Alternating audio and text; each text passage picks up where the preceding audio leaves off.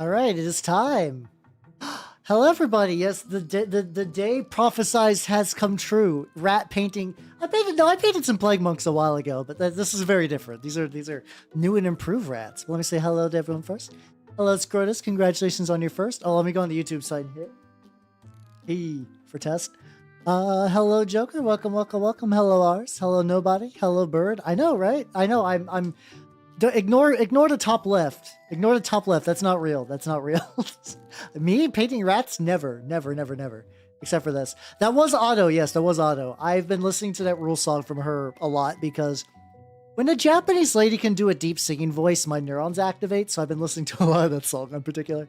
Hello, Nitro. Welcome, welcome, welcome. Let me hydrate and stretch real quick. Ah, there we go. See. And hello, Squid. How you doing? Welcome, welcome, welcome. Oh, I got I got these maybe the minis about maybe an hour before stream they came in. Once I get done through the introductions, I'll show off the pre-order bonus because that bonus thing you got was very, very nice. I'm very excited about that. Oh shit, Bird. Hopefully your internet gets better and you can pop the fuck back in. Hopefully you can. I believe you in your internet. Hello, Moss. Hello, Steve. Hello, Soldat. Yeah, for the first time ever, I, the rat painting man, am painting rats. So, I should explain. Once again, could I shout out my wonderful, wonderful, wonderful sponsor, Collectible Squids, for making all of this possible. I'm gonna shout his ass out early. Let's make that happen. These will go with my collection of rats that also do not exist. Couldn't be. Goddamn, why is Games Workshop like this? It's frustrating when they are both the biggest company and the only company that cannot manage to keep a hold of stock. Legitimately, Squid, thank you for your service. I am incredibly thankful. But check it out. So I got this, which you're like, how? That's just a Stormcast guy. What's that about? What does that give a fuck? Also, hello, Jay. Welcome, welcome, welcome. I'm glad you can hear. But check these out. Okay, are these too reflective? No. Ooh. We got the official, I guess these feel metal. These nice little objective markers. They feel like some of the I won a painting medal from a G-Dubs at one point in the past, and they feel like the same material. But yeah, well, I don't know what the fuck is up with this side. I'm going to ignore it forever. The Skaven side though, that's where it's at. You must paint. You have to paint Soldat. I'm sorry. Just because because the fated rat day has come, you must also paint. How you doing, Jay? Welcome. Yeah, legitimately, I'm gonna be able to use those in a lot of games. But yeah, I quickly tried to rush to build a model so I could paint a rat tonight because I was like, rats are probably coming this week, and I was. So this is the Ratling Warpblaster. How you doing, Belner? How you doing? Let me stretch. I'm drinking again.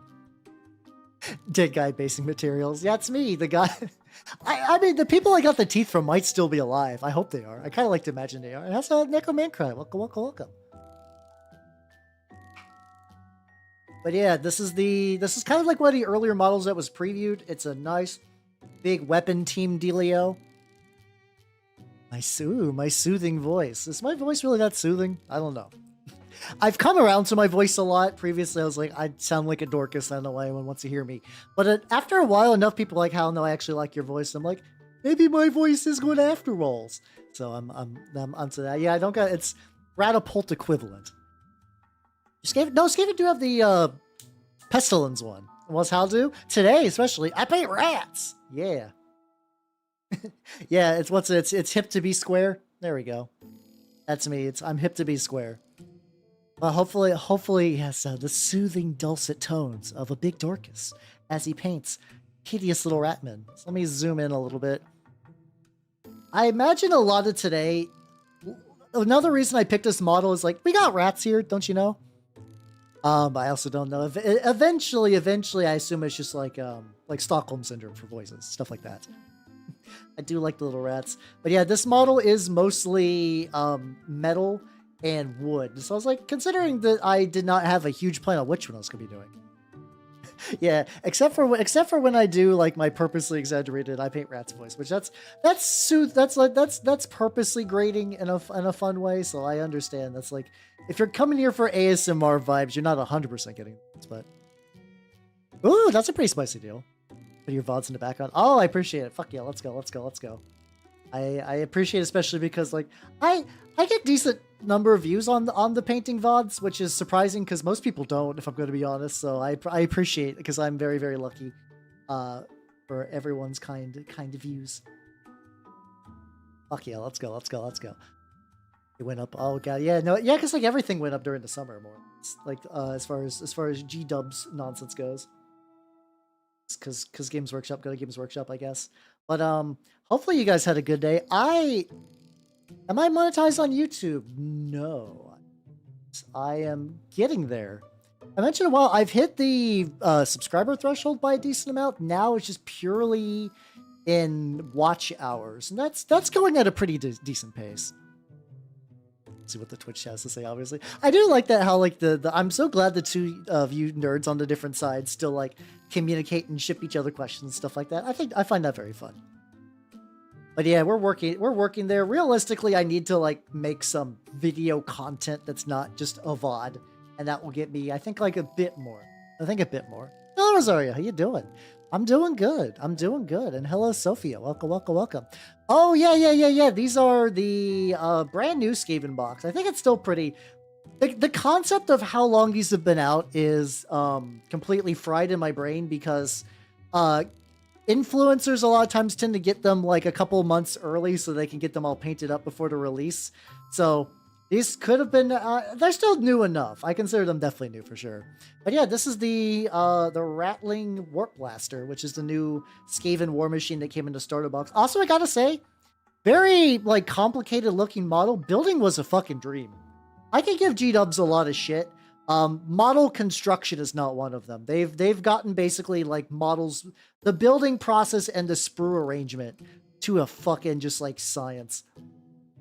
I wouldn't say they're like the greatest because like I'm pretty sure that like basically Bandai and like Hotobuki, like all the people that do Plamo kind of operate on a similar level and have been doing it for a long time, but generally building G-dubs models doesn't feel too bad. Oh no, that's fair. I mean, they're still releasing new Lord of the Rings models, not at a stupid huge rate. They're still very, very slow. But they're every now and then they'll be like, look, it's an orc guy with a cloak. And as somebody who really likes the idea of the Middle Earth strategy battle game, I'm like, great. Are you gonna put like most of these models that have been out of stock for like 3 years? Are you bringing them back? For instance, there's a model I play Angmar, They have a lot of models that are integral to their army because it's basically like, do you have orcs that are led by spirit dudes and the Witch King? And they had a starter box for it, which had a lot of stuff, but not a lot of core army pieces you need. You got the Witch King, you got the orcs, you got some warg riders, which I got them like kicking around my house somewhere. So you got a lot of stuff you need, but not like the real glue that holds the army together. Like the reason... Though then again, I guess the box was advertised as a Mordor box, I think. It just turns out people are like, no, it's a better Angmar box. It's just a Mordor has the better branding. Because it does. It really does.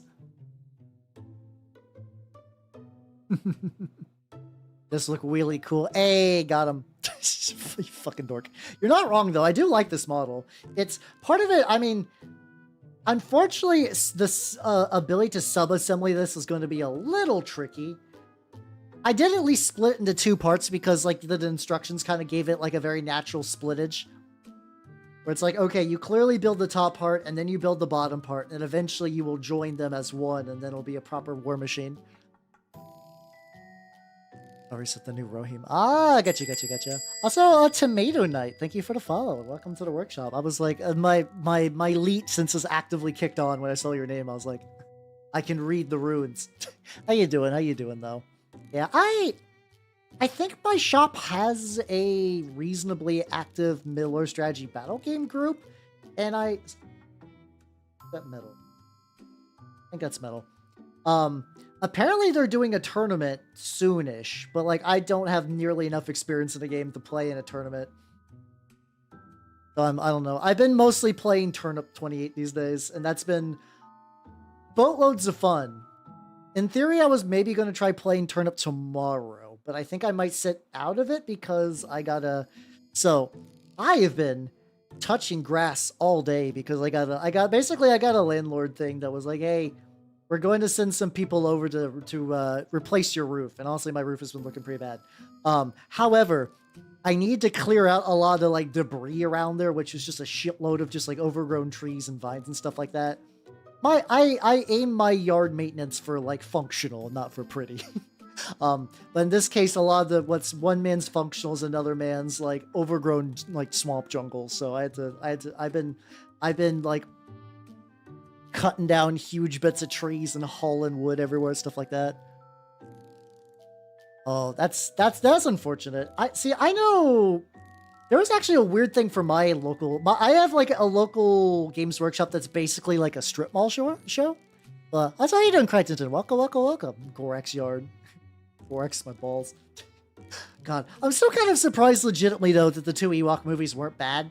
Like, maybe my definition of bad. I do need to brush up on my yard work, unironically. That's not even... Like, that's a haha funny bit, but for reals. I did take a couple of sticks from my yard though and bake them today for stuff. That was fun. I'm going to be painting Ewoks tomorrow because that was my original plan and I'm not going to change that even though rats are here. Next week might be just like more rat content than your body has room for. Oh yeah. The thing is, I don't think a lot of people know these days that there were 2 Ewok movies. I don't think they were ever considered canon at any point. Like a couple of people have referenced creatures in the movie. Like there was a comic where there was just some like there's like effectively in the second movie has like a bad guy space orc raider species, and they're like only in that movie. But I think some people put them in a comic for fun. Yeah, they're like 1985. I want to say was when they were at. One of them straight up stars Wilford Brimley, which is kind of wild. But yeah, mind you, I love watching jank fantasy movies. So once again, the bar is very low on what I consider a fun fantasy movie. Favorite strat in the game. I mean, yeah, going full rat is worth it, 100%. Wait till I was born 99. Oh, you are child. Both child and also full-grown rational adult. I am 33. I will be 34 in 13 days. Wow, shit. Nice. It do be like that.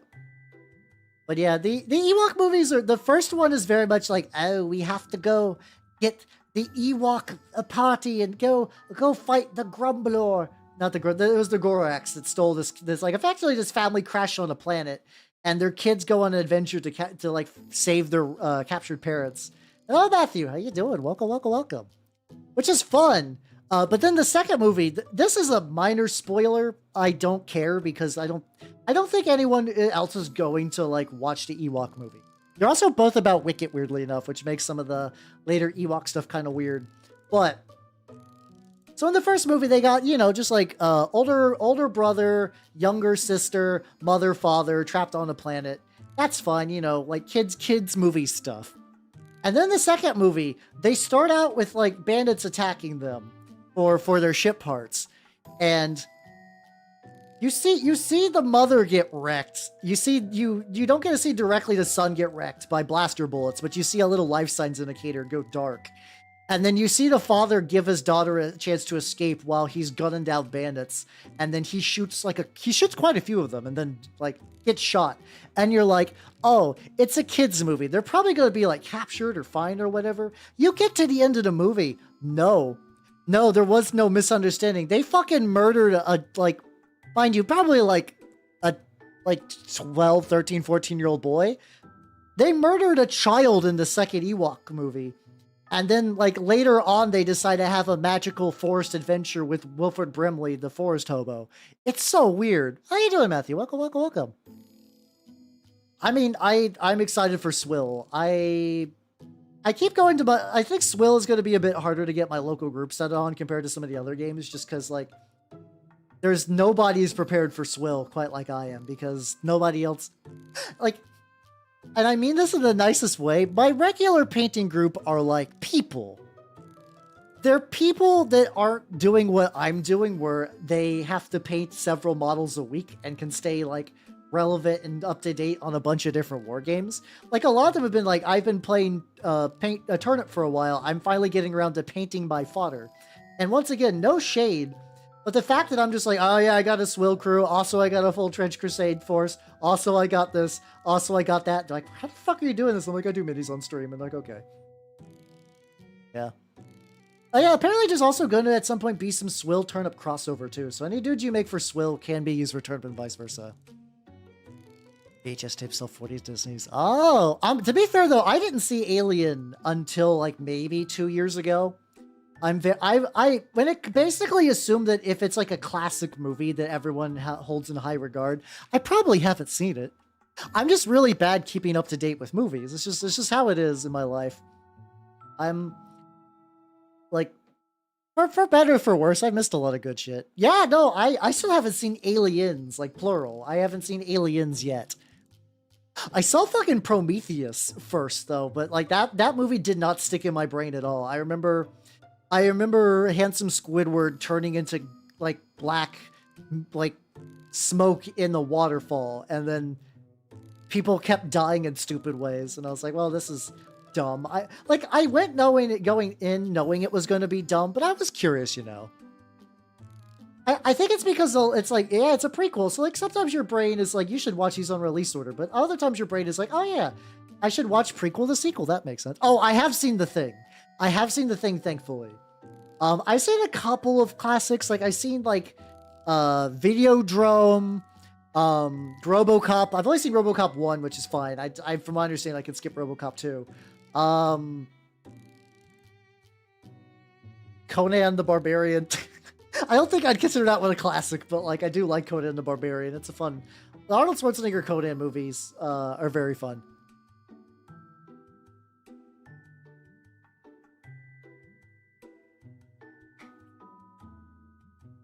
Oh no, it's fantastic. Hold on. I'm also drinking and rearranging water right now, so give me a quick sec. Oh, it really does. I mean, I did end up seeing Alien Singular, and I did like it a lot, actually. A lot of robot slap fights I was not expecting. I did enjoy it quite a bit. These guys are drying, so I'll go ahead and go to the top.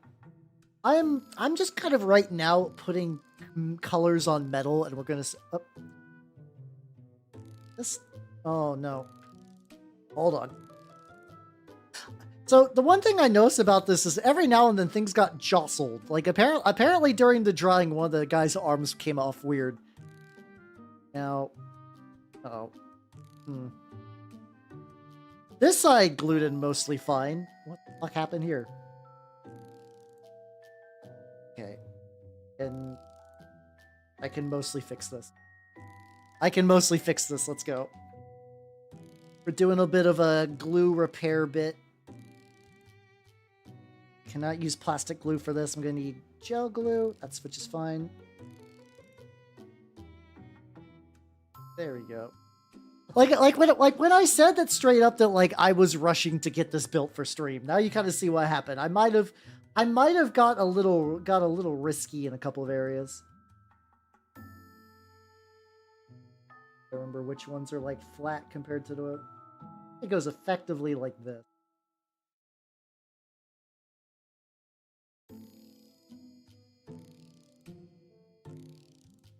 Okay, this isn't too bad. Oh, I do kind of miss video rental places. I also have not seen Indiana Jones. That's another one. Speaking about weird shit, though, I have seen Crystal Skull, but I remember nothing. Effectively, I was like, that's like one of those things where like you'll just get dragged to a movie theater. You're like, you'll watch this movie. I'm like, okay, I guess. I'm feeling reasonably. Yeah, no. That just kind of happened. Also, how you doing, Kuroji? Welcome, welcome, welcome. Alzire, welcome. How you doing? How you doing? Let's see. Can I? Okay, we stretch in. I'm trying to like. Hold on. I'm trying to move around. Yeah, I think it's weird because it kind of expected you to have watched the other ones. So I was just like, I like that is kind of one of those things. No, this thing will be a barrel of fun. I haven't actually looked at the rules for these yet because it does come with like the stat cards and whatnot. Okay, that has been basically repaired. I can like press super hard, but like I think yeah, we'll give that some time and I can just work on this. But yeah, no, I remember nothing about Crystal Skull.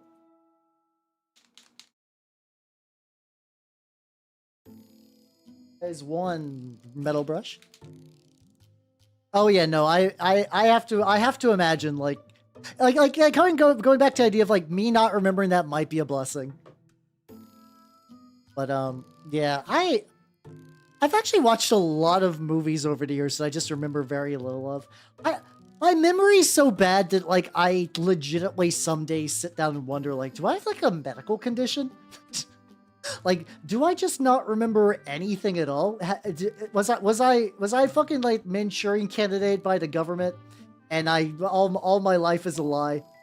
I don't know. I guess the guild could have done that. I might have legitimately been born like 3 years ago, and no, it have to be at least 4 years ago. Just like everything else before that is just like, let's just put some stuff in there and hope for the best. I legitimately don't know, but like, how you doing, Fox? Welcome. How you doing? I'm lamenting my terrible memory. Nice. How you doing? See, we're getting while the barrel's dry, I'm gonna hit this up with some metal. Mini Stormcast. Oh. Wait, I know the cities of Sigmar had some squats. Did they actually just squat the Empire stuff from it? I know the elves were moved to the old world entirely. It's understandable. Oh, sushi does sound great. No, did I perform? The funny thing is I only really got drunk in college once, which is that Halloween party I mention every now and then where I got so drunk I started rapping. This is not a bit. Don't worry, I didn't rap any song that would get me like removed from the internet, but like I definitely got so drunk that I started rapping in my room. It was pretty great. But yeah, I mean, the nice thing about Skaven are evergreen, more or less. It's going to be very hard for the G-dubs to fully remove Skaven from anything. Like, you'll have Skaven for the old world if for some reason Age of Sigmar ever exploded, and I doubt it at this point. I know a lot of people that want Age of Sigmar to explode, but there's a very interesting contingent of people online that are mad at Games Workshop. Because Games Workshop does not, like, meet their needs anymore. And I get it. I play other war games, so, like... But they don't want to move on.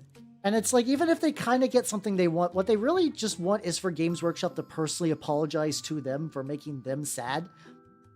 And, like, that's just not going to happen. G-Dubs doesn't give a shit about anyone. It doesn't give a shit about anyone. But, like, that's... That's the kind of person that's like, I understand being upset that Age of Sigmar killed fantasy. I get that, but there's definitely a group of people, and like, but so they're like, oh yeah, we brought the old world back for you, and like it's like you can have complaints about the game, but there's a lot of people that are like, it's not enough that my game is supported now. Age of Sigmar should be end times like mine was, and also Games Workshop should send me a letter of apology. And like, that's not, buddy. Just have to. I mean, not making bad financial decisions is a great idea, legitimately. Like, if you don't got the money or time for it, like, my own time is going to be very, very wild. I'm trying to figure out how in the upcoming weeks I want to get. I'm basically thinking that, like, to some degree, I would like to get everything from the Skaven side of this box painted, minus the clan rats. The clan rats, because there's 40 of them. Also, can I say I don't think this is ever advertised. The clan rats have multiple heads. Not every single one, but basically if you have like an important model, they'll be like, oh yeah, this is the Scryer head for like your captain. And or like, this is the Pestilence head. And I fucking love that. Oh yeah, I mean these are new. I got these new, but yeah, no, my local game store is a blessing. I'm fucking like incredibly lucky. I cannot, my situation is very abnormal in how lucky I am for my local game store. Because it's really crazy just how many options for games I got. And just even like used stuff. There's a skull made of crystal in the movie. That does track. That do be tracking. I actually don't remember. The funny thing is crystal skulls are kind of fun. Not in the context of Indiana Jones, but as like a pseudo-historical thing. Effectively, like, there's contingents of people out there that believe that like the crystal skulls are real, like predating the movie. Like the movie just kind of capitalized on it a little bit. That crystal skulls are real. They have supernatural powers and have been around for like untold millennia. Like the belief that these crystal skulls are ancient alien computers, where effectively the quartz might as well be like a fucking just like I don't know what they kind of alternate between what kind of computer terminology they want their stupid made up thing to be, but the implication is that the quartz itself is effectively some sort of crystal harmonic computer that if you are particularly like spiritual or knowledgeable or whatever, touched by aliens, you can commune with them. Oh yeah, he is one of those people because he has got that crystal skull vodka too. So I don't know a lot about Dan Aykroyd. He's one of those guys that like, I know a lot of people hold him in high esteem because, like, hey, speaking about movies I've never seen, I've not seen Ghostbusters, weirdly enough. But it sounds like he's kind of extra nutty these days in a way that it's probably fun. That kind of fun, kind of just like old loon, which is a type of crazy that eventually someday I'm gonna get like hit in the head like real hard, and then I'm gonna be like, Bibliotheca Pleiades is real. Like it's only a matter of time before like I suffer the traumatic brain injury that like that happens to a lot of like in this case serial killers. A lot of times they're just like totally normal people. Well, not necessarily normal. Usually they have like some bad stuff going on the way they were raised and whatnot. But usually it's like a traumatic brain injury really gives them that final push. Yeah, the noggin's not a great thing to jostle, it turns out. You don't want to jostle the noggin. Yeah, I mean I think that's kind of logic they use though, Jay, where they're like, ah yes, what are computers but funky rocks? But these are people assume a lot about just pure quartz, just quartz. And the crazy uncle becomes real, yeah. just kidnap a family. You're like, play games with me. Like, I don't know what you're talking about. We're playing games. Okay. that'll be me. Let's go to Alaska. Oh god. I'm amazed people live in Alaska. Not that I like.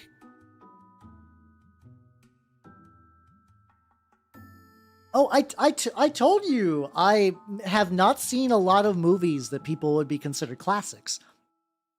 A lot of my childhood was just being there for movies other people in the family would see. Where it's just like, it's like, what are we watching? I don't know, Armageddon. Like, okay. Like, I'm there, I'm watching it. It's a movie. Armageddon's really kind of odd, too, for me, because I remember one of my extended adoptive relatives did the line, I don't want to close my eyes. Like that was their wedding song. Which... which is a weird choice. But it's a weird choice seeing that in Armageddon and then being like, oh no, it's real now. The song's real. I'm gonna make a scoopy here. You should absolutely do it. You should absolutely do it. Get that ancient celestial truth. Oh yeah, I should collab. I think I know what you're implying, but I also like the idea of fracturing my consciousness to do a collab with myself. I think some people have done that. I know there's just like one VTuber lady that basically like LARPs an entire corpo by herself, which sounds stressful. As somebody who loves to roleplay and stuff, that sounds immensely stressful. I cannot imagine doing that. How you doing, the Dismayer? Welcome. Nice. How you doing? Look, I'm painting the rabbits. God damn it! What the fuck am I talking about? I'm painting rats. I almost said rodents, which would have been right, but like, kind of missing the whole like fun I paint rats thing. How am I this rusty at painting rats where I'm suddenly like, I paint rodents? Like, no, it's not the same. It's not the same, bud. You missed the fun catchphrase. But I do like cryptids though, which is the thing. Like, I was genuinely excited for Disco Elysium when there was like a cryptid quest. Like, I was like, I'm here for it. I'm here for it. I'm also somebody who has willingly browsed Bibliotheca Pleiades at several points in his life. Bibliotheca Pleiades is great. Paint the Coldamon Dakwa, got it. Nailed it. Let's go. Oh, I would like to get some rat cards from Bloombarrow because, like, I mean, I already play EDH, unfortunately, and also I do like rats, very fortunately. So it's like, there's some cool stuff from that set, but I'm waiting. Though I do got some good news. I've been getting preview shots from my new model, from the low poly one from the artist. It's very, very, very early, but he's showing me like how it's like the like untextured model. I'm like, ooh, fancy. Let's go. Gone down the bunny trail. It's right. I'm like a lot of VTubers. I knew in my heart that bunny arc was real. Funny thing is, I actually used to have a bunny redeem. I think it just got lost when the computer exploded. The explosion was too powerful and it knocked the bunny out of me. At last, I will never hop and frolic in a field and dine on delicious greens. I guess technically there's nothing stopping me from hopping around the field and eating delicious greens, but you know. The OG. Oh yeah, I used to have a Marrow Gnawer deck. Also, Marrow Gnawer is like a word that like I know I'm pronouncing right, but my brain is like incorrect, wrong. You're doing it wrong. But yeah, no. The funny thing is, Ink Eyes is not even a great card. People just want reprints of her because she was like. Apparently, Ink Eyes was like the furry awakening for a lot of people. To the point where, because like Magic is like overall a pretty sexless game, if I'm going to be honest. Like, there's a couple of older cards that are like a lot more like what I would say like 80s, 90s fantasy boobalicious. Like, you know, the kind of like you're a elven maiden in the woods and you're heavy on breast and you're doing a big heaving sigh. Like that existed. But for the most part, Magic is not like particularly sexual. And even Ink Eyes just happens to be a rat ninja with big bonks. But because Magic is kind of sexless, I have to imagine a lot of people are like, oh, sexy rat lady, oh. Lily was like, I think she was the kind of the one planeswalker that was allowed to be like kind of sensual because she kind of had that like dark seducer archetype to her a little bit. But even nowadays, I don't think that's like really part of her character a whole lot. Yeah, for the most part, like there are romances in Magic. Like you definitely see characters like getting married, kinda. Like I know Raoul, the Izzet guy, is married to Tomik, the one guy who was like one of the shittiest cards I've ever seen. He was a hate bear for land abilities, which is incredibly niche, so nobody played him. I think he's gotten a better card since then. Yeah, Chandra Chandra Nissa was a thing until it wasn't. In a book that Wizards of the Coast poorly planned out, and then now they're back, kinda. And then there's Sahili and name Huatali with the I sound insane. Effectively, there's like a couple of like canonical relationships. Huati, there we go. I can never remember her name exactly.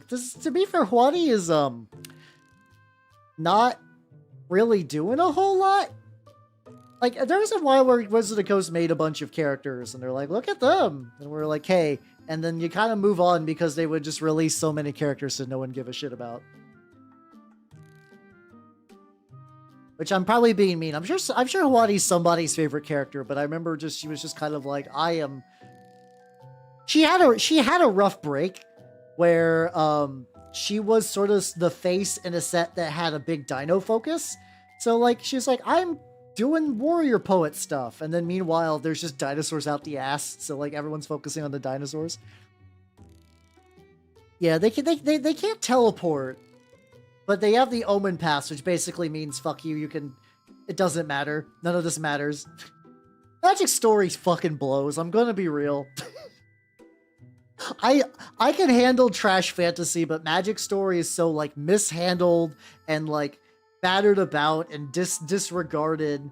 All the sets take like, because they have all their sets in one block now, you show up to a plane, something big happens, you fuck off, and it doesn't matter. None of this shit matters. How you doing? Need extra sleep? How you doing? Welcome. So from what I said, Jace Vraska is at least something because there was a comic series that really fleshed it out. Like the Boom comics apparently are pretty solid because Wizards of the Coast. It's supposedly random, but also pretty much if they want two characters to show up together, it does. I actually don't even think it's that random. Like pretty much everyone seems to be exactly where they need to be for the purposes of sets. So like functionally, it's not that different from random planeswalking.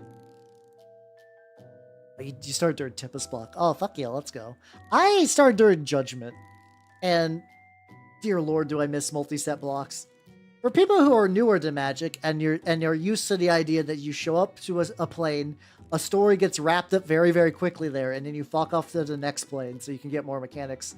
They used to have things where you would go to a plane, there would be a story on it, and then there would be 2 more sets that iterated on that story. A lot of these stories basically end up, and then the plane was fucked forever, which, I mean, that happened quite a bit. But there's a lot of, like, more, like... There was more of something going on. There was more something going on. Like, you could kind of build up a villain. There's kind of a reason why they still every now and then they're like, oh, look, it's all these people you recognize from the past. Look, it's Urza. Ooh.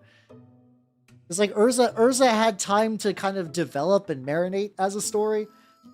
Not that, like, the early Magic sets had, like, the best stories. A lot of them were fantasy schlock. I'm going to be honest. But you kind of had some time. You had some time to let things settle.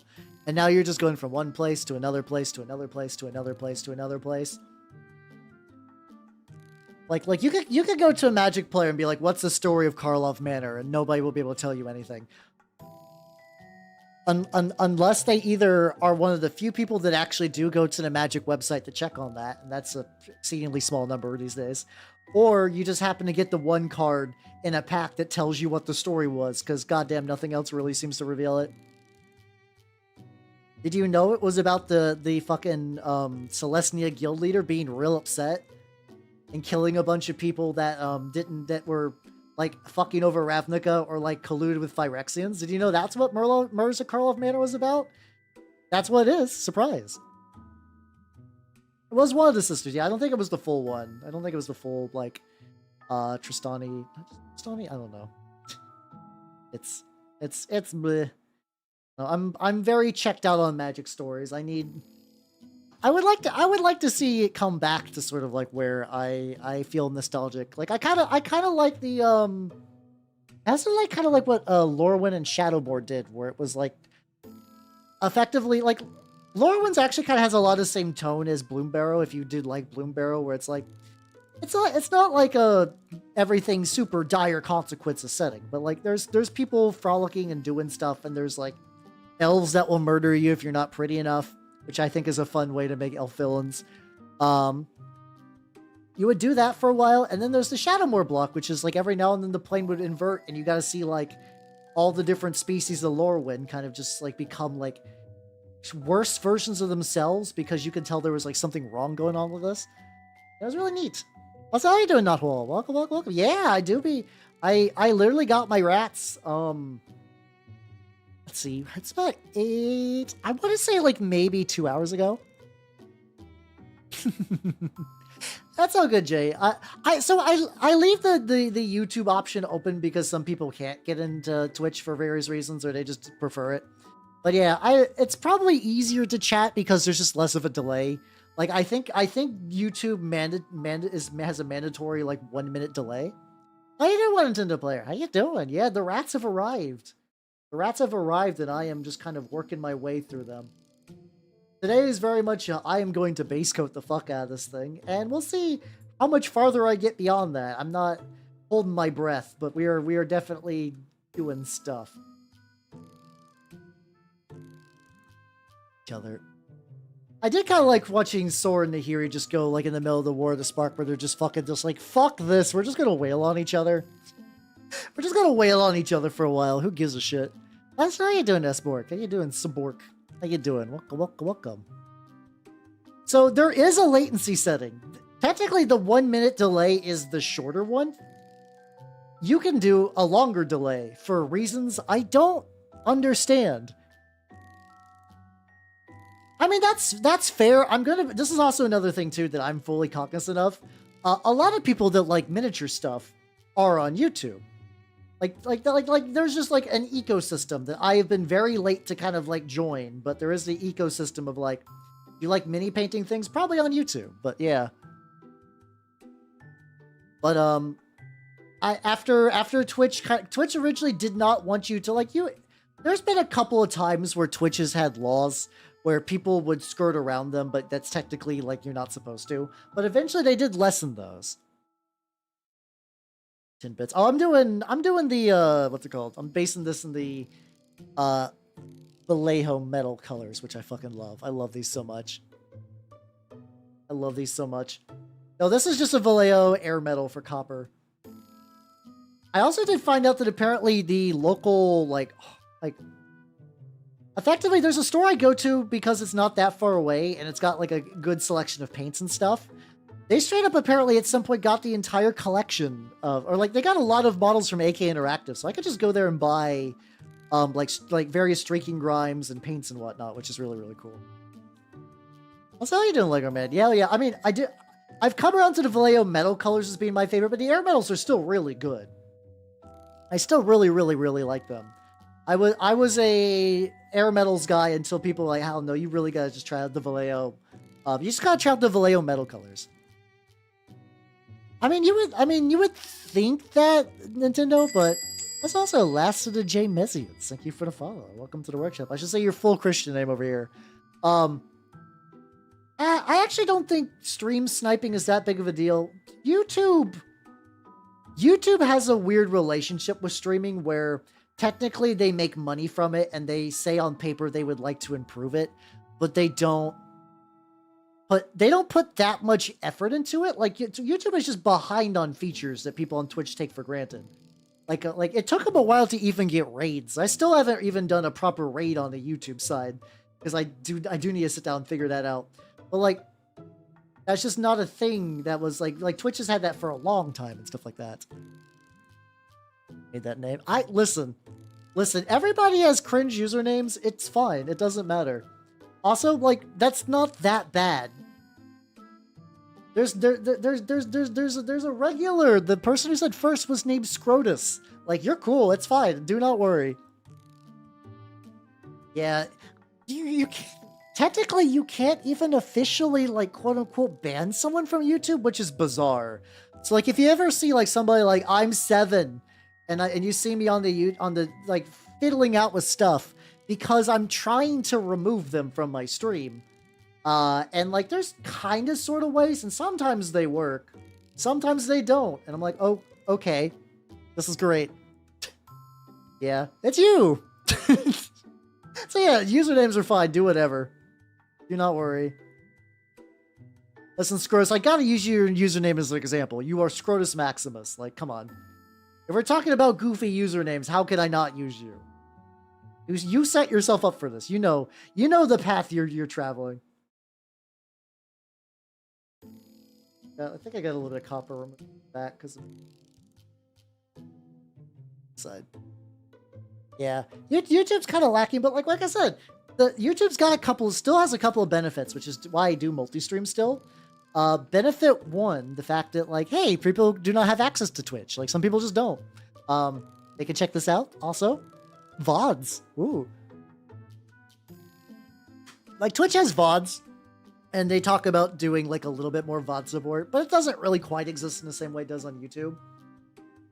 Where on YouTube, my VOD support means that like, it does help with discovery. That's awesome. Welcome. Thank you for the prime sub. Thank you. And also Silverline Chris, how you doing? I'm doing pretty good with the rat so far. I had to quickly build this guy before stream, and it's going pretty legit. Just kind of going. I'm assuming today is just base coding more or less, but it's going.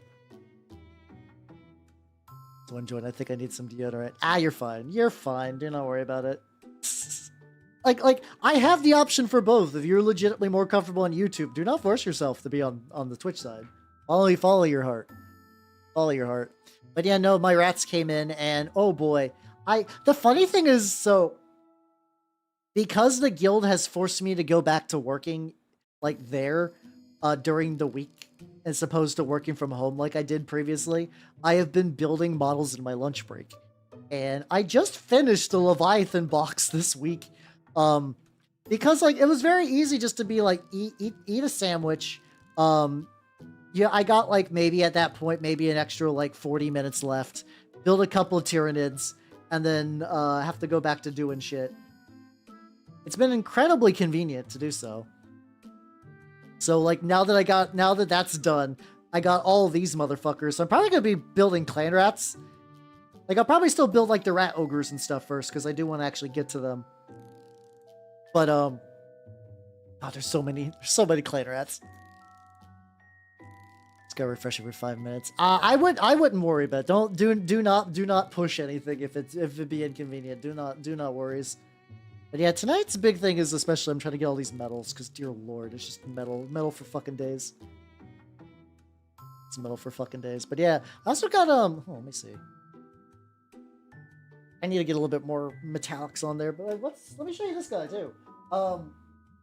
So initially I took my captain from the like the Terminator captain dude and made him a Nurgle guy, and I was like, well shit, I kind of wish I didn't because it would be nice to have one. Also Taro, welcome. How you doing? Oh whoa. But yeah, I got this guy. I basically re-got him just because like he was pretty cheap on eBay, and I did some 3D printing stuff where I gave him an alternate head. I gave him like the kind of like crest. New sword. He's eventually gonna have a Minotaur symbol, which is gonna be pretty baller.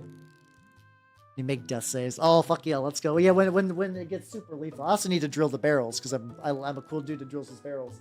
But yeah, there we go. Limited edition Black Templar dude. Ooh, very nice. Which one is? I don't remember that one.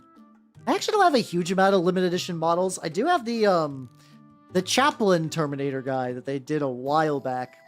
I have him. He's just chilling in my closet, I guess. I know those things like tend to spike, so I was like, maybe I'll get him and just see what happens. I will prospect with this fucking just random dude. And like every now and then I'm like, do I want to paint him? I don't know. Maybe someday I'll finally commit to painting him, but who knows? I'll just get a little drippy. That's fine. Just trying to get the fucking gun. But yeah, we had like a decent amount of death saves in our last Pathfinder game. We're kind of hitting a weird point in the story where a lot of players, like Pathfinder's been getting a lot of source books recently. So we've had some people who are just remaking their characters with new stuff from the source book. And also we just kind of like, we we hit a weird point where some players just didn't really fit. So we had like one player retire their character, at least two players remake their character mechanically, and then the other two of like me included are just staying pretty chill. That was Chaplain the Hammer thingy. Chaplain Hammer time. MC Hammer. Yeah, I don't know a lot about the Chaplain stuff. So like, yeah. It's to be fair, it's a cool mod. I actually do kind of like the Chaplain look, where it's just you just got like the preacher thing with like a cool skull mask, because cool skull masks are cool. It doesn't matter. I barely do Space Marines. I still think cool skull masks are cool. Oh, Tamazite. Make it 20 my first death save though. Hey, let's go. Fuck yeah, let's go. I think it's always a nice moment too, where it's like, I think like, and like maybe the general 5e sphere is not jazzed for this. I know there's a lot of weird, like the discourse for character death. For me, I like it when my character feels threatened. Like I don't mind having a character die. I know a lot of people get like oh, Blackleaf, no. Like I'm okay if a character of mine dies. I like those little moments of tension. Chaplain's basically the Reaper for. Oh yeah. Oh god, yeah, they did do that. Early Primaris stuff is kind of wild. Like we're like all the tactical Primaris stuff especially is just like, what are we? We're like the fact that we have legitimate Space Marines in Call of Duty basically was like more or less predicted by Space Marines. Yeah, for me, I kind of take in the mindset as like not that I hate roleplay. I love the roleplaying stuff. It's actually my favorite. But I do realize at the end of the day, this is a game, and sometimes games have a lost state. And like, or even the ones that are mostly roleplay heavy still has a chance of just like shit going tits up, and then what you go do? Like, it's fine. Yeah, exactly, Jay. Exactly. And like some DMs are better at writing that balance than others. I know for me it's kind of tricky because like, I mean, I don't play a lot of games where that kind of like, the Necrotica ones I think are pretty close to that, where it's just like I've seen some like players will end up at the end of those sessions with like most of their body parts blown off and just like near death. I'm like, fuck yeah, let's go. A super high level NPC. Oh yeah, I see that sometimes. How you doing, Autobotter? Welcome. How you doing? Yeah, I know some GMs, because like some people are like really afraid that like, and it's a reasonable fear. It's a reasonable fear where somebody's like, if they're invested in their character, and if their character dies, their investment in the campaign is going to lessen. That is a thing that some people do have to worry about.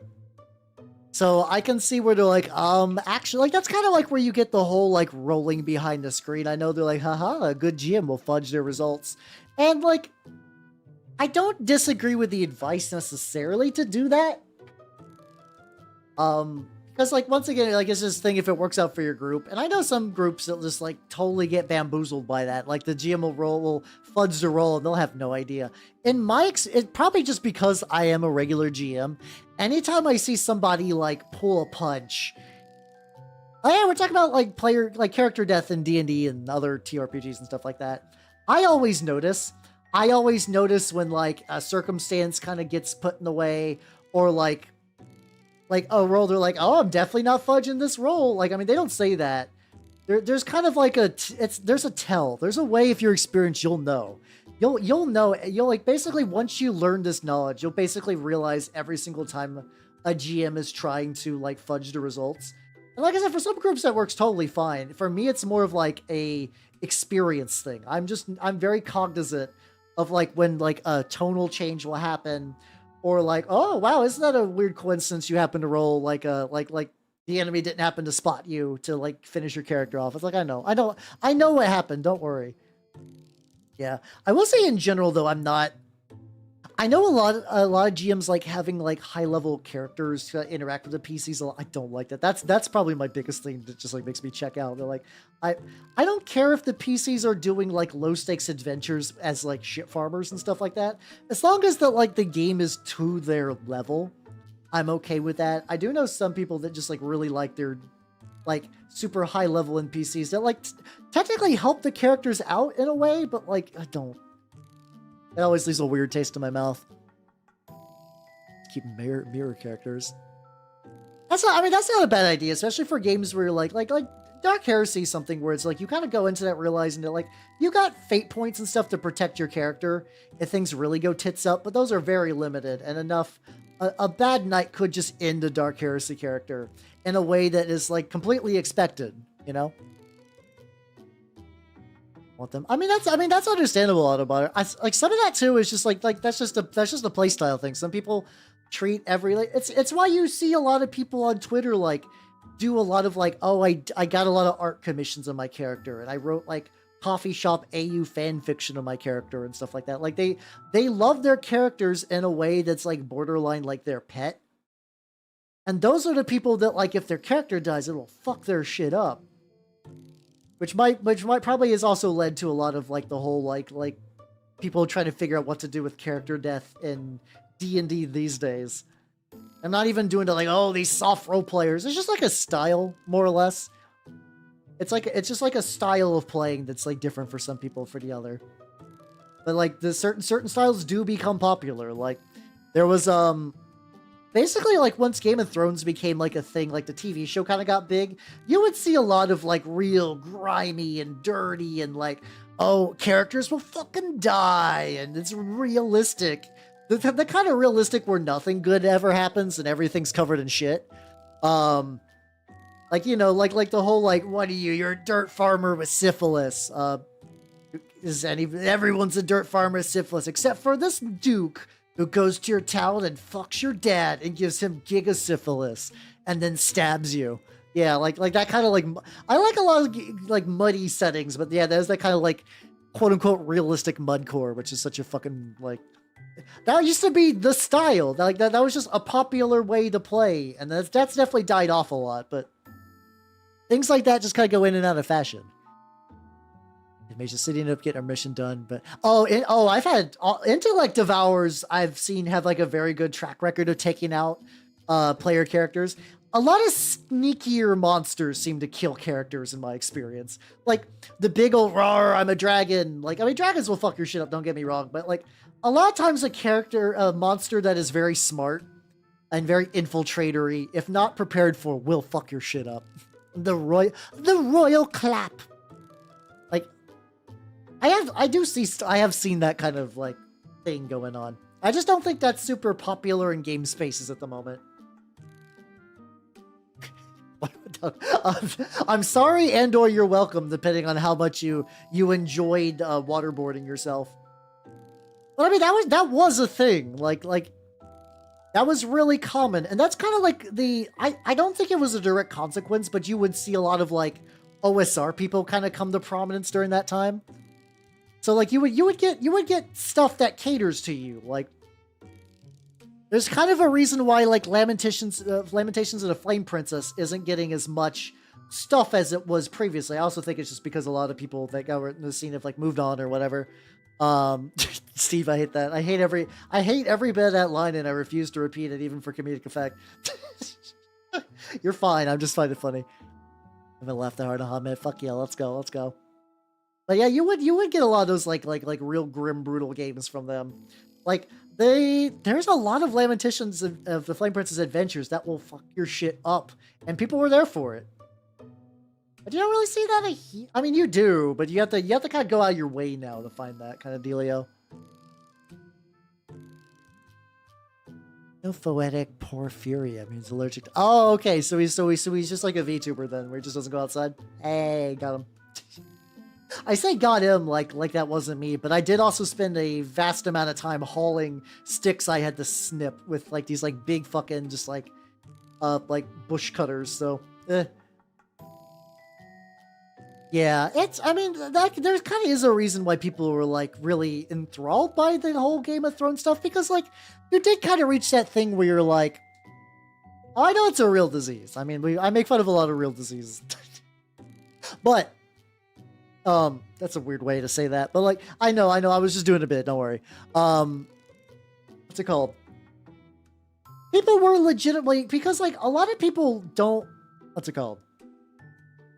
People like to be surprised. There's some amount of chafing against like real formulaic stuff, and people will notice that like, oh, in fiction, you can generally tell who's going to live. Like it's very obvious that like, hey, and like some of this is genre convention too. Like just because like, okay, like in Star Wars, you're like, well, stormtroopers suck ass at shooting. Yeah, but the alternative is that the stormtroopers kill Luke Skywalker very early on.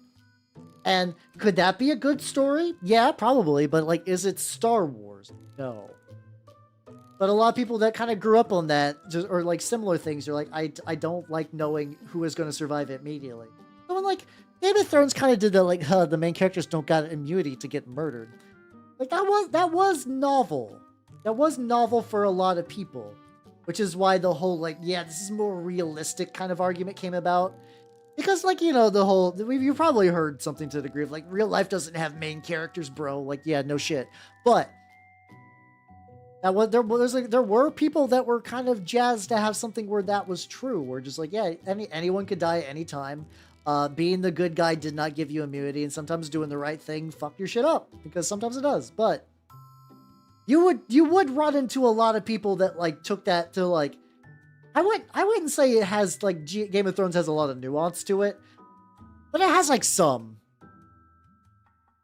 There is, like, some level of, like, rewards and payoffs and stuff like that you would need, that a lot of people are just like, no, this is just brutal and it sucks because it's brutal and it sucks. Customize is basically a shield that can turn a handheld breach umbrella. That's not kind of neat, actually. I don't know a lot about 5e subclasses, though, to be fair. I was thinking about this, actually, like, it's kind of odd, because lately I am definitely because I mean, there are some people that definitely, I will go back to the tangent I was about to go on, but like there are definitely some people that like use that like quote unquote realism just to make like unrealistic games by way of just like suffering porn. Just like, yeah, this is they say it's realistic as they just make like the most hideous, just like unfun. Like when somebody's like, when everybody's such a huge dick that like that nobody would ever develop a society, because everybody would have just murdered everyone ages ago, and then like that's just not how a society works. But I was thinking it's kind of interesting though, where like I was realizing earlier today, I was just like, you know, I've like I'm very much a jack of all trades, master of none system person these days when it comes to like GMing. It's like in the past I did actually used to be like pretty 3.5 is what I cut my teeth on. And at the time it basically had like the same like world relevance that 5e does now, where it's just like it's everywhere, it's consumed every other game. But I do occasionally get glimpses of people who do live entirely in that ecosystem. Like I know a friend of mine who's in my magic group is going to Gen Con. He's just like visiting a lot of people, and like for the most part they're just kind of only doing 5e stuff. But it's like I could totally see that like that's have to be like an interesting experience when you're just like, hey, I only do D&D 5e. However, there's like so much stuff. And I did kind of have that experience a long time ago with 3rd edition. And I don't know if I could, like, I don't even know if I could go back. Like I don't think I could like hit myself in the head with a rock and just be like, I only do D&D 5e now. But I have seen a little bit of the appeal more in these last couple of days, which has been interesting. Like I like 3rd edition, but I definitely left it behind once I figured out like better things. Even if I do have some nostalgia for it that will never truly go away. Like I don't think I could ever fully just be like, D&D 3.5 was filled with dumb ideas and it barely worked. But I still think about it. I still think about it from time to time. I guess like, you never forget your first, huh? Even if it's fucking system bullshit. What you doing, buddy? God, it's like the thing is with this guy, I don't know if there's a way I could have really did a sub-assembly into there. Then a 3M. What is 3 mutants, masterminds, and movie theaters? I feel like I'll probably, like, once you explain what 3M is, I'll be like, oh yeah, no, I know that now. I'm blanking at the moment. The funny thing is I do remember looking at the actual, like preview finished model for this thing, and it's just like a lot of metal with a lot of washes. So I'm pretty excited for that, because as somebody who likes a lot of metal. Oh, the paint supply company. Oh, gotcha. think I've tried any other paints yet, actually. I am looking forward to try to branch out more into the AK Interactive ecosystem, though. I am pretty excited for that because like my shop's got it and I don't have to pay a stupid high import fee, which is good. He was telling me apparently though they accidentally for a while there was just like a little store mishap where they the shipping people left the paints outside for too long and all their enamel bottles exploded, which sounds like hell. It was just like all enamels, so just like you got that like contact high of just because like enamels like they're fine in small doses, but they do require like mineral spirits to thin down. So if you're just like working with like trying to clean those up, does not make any paint. It used to be an M3 Platinum rep. Oh, gotcha. The guy was actually using the actual books as campaigns? Eh? Oh, do you mean just like running the adventure paths, I guess? Maybe. How you doing, Sarah? Welcome. Yeah, I'm working on the rats. I'm basically getting a lot of the medals done. Like, there we go. That kind of looks like he's ready to party. Let's see. They got like a lot of little dirty bits. Well, let's get the rats a little bit. Let's get a little bit of paint on the rats. Ah, there we go. Also, Draco, welcome. How you doing? I paint rats today in a wild turn of events. Oh, you mean like if you just grabbed Pride and Prejudice and just decide to run Pride and Prejudice as a campaign? I mean, depending on the group, that could work. It will deviate incredibly fast. Like I've done something kind of similar. There was a guy like back in high school. I remember trying to like, I was the forever GM, so I was looking for schemes to get other people to run games instead of myself. And one guy was like, "Oh yeah, there's the Star Wars Saga edition. Like that seems cool, but I don't know if I can run that. Like I'm not experienced as a GM." And I was, "Here's what you do, buddy. Here's what you do. Just take the New Hope, remove all the main characters, and put player characters in there. Score. Just do it." And we did that. And basically, like, the only thing that was the same was escaping the Death Star. Was like escaping the Imperial block. Like, it was in the way that like C-3PO R2-D2 when they got off the ship and like crashed onto Tatooine. That was about the only commonality. And once they hit that point, things got off the fucking rails. So you could maybe do that with a book. It would not last. It's sort of glass case. That sounds. I was thinking, like, for some reason my brain read storage and thought you meant, like, a portable storage. I was like, portable glass sounds bad. But, oh, yeah, like a glass display case would be pretty. I have seen Deltoffs and whatnot and be like, oh, how I wish to have a Deltoff. Maybe someday. As a kid, I mean, that has to exist. Somebody's had to make, like, at least, there should be at least a TRPG system based off of that. It's like, I know that has to be a thing, or at least something inspired by War of the World, I guess. Oh, that cabinet sounds baller.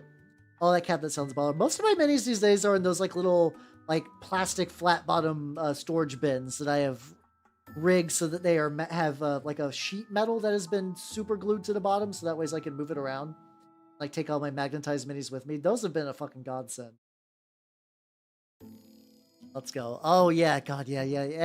Any metal, any storage thing with metal in it is so good for that reason. Or it's just like, I magnetized my motherfucker. Hey guys, see the floating tail? How the tail is just there. I have a plan.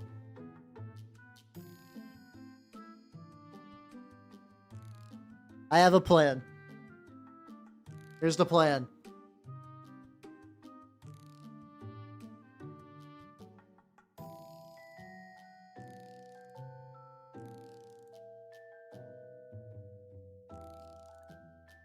There we go. Congratulations. You are now a Skaven with a snapped off tail. Something that's not that weird for Skaven.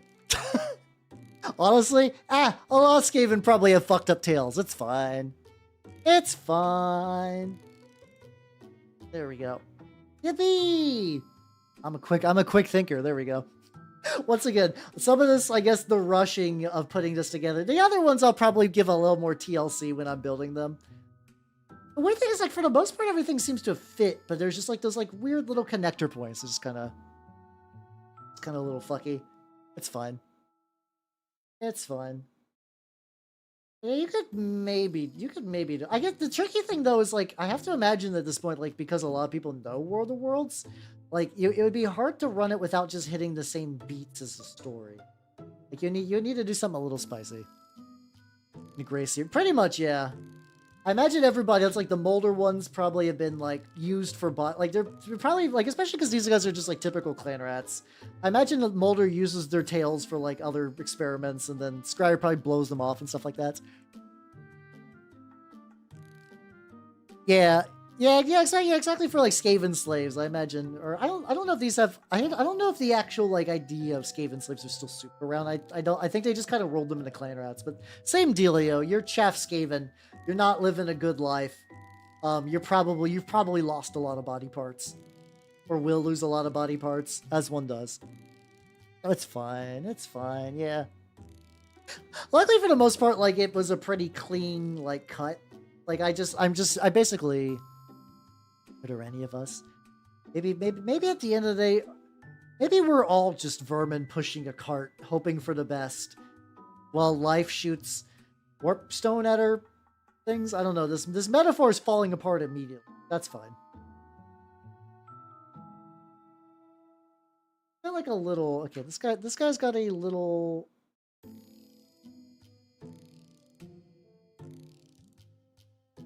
Got like a little rope thing around his tail, which I'm just gonna go ahead and paint pink, and we'll just kind of go back later and hit it up.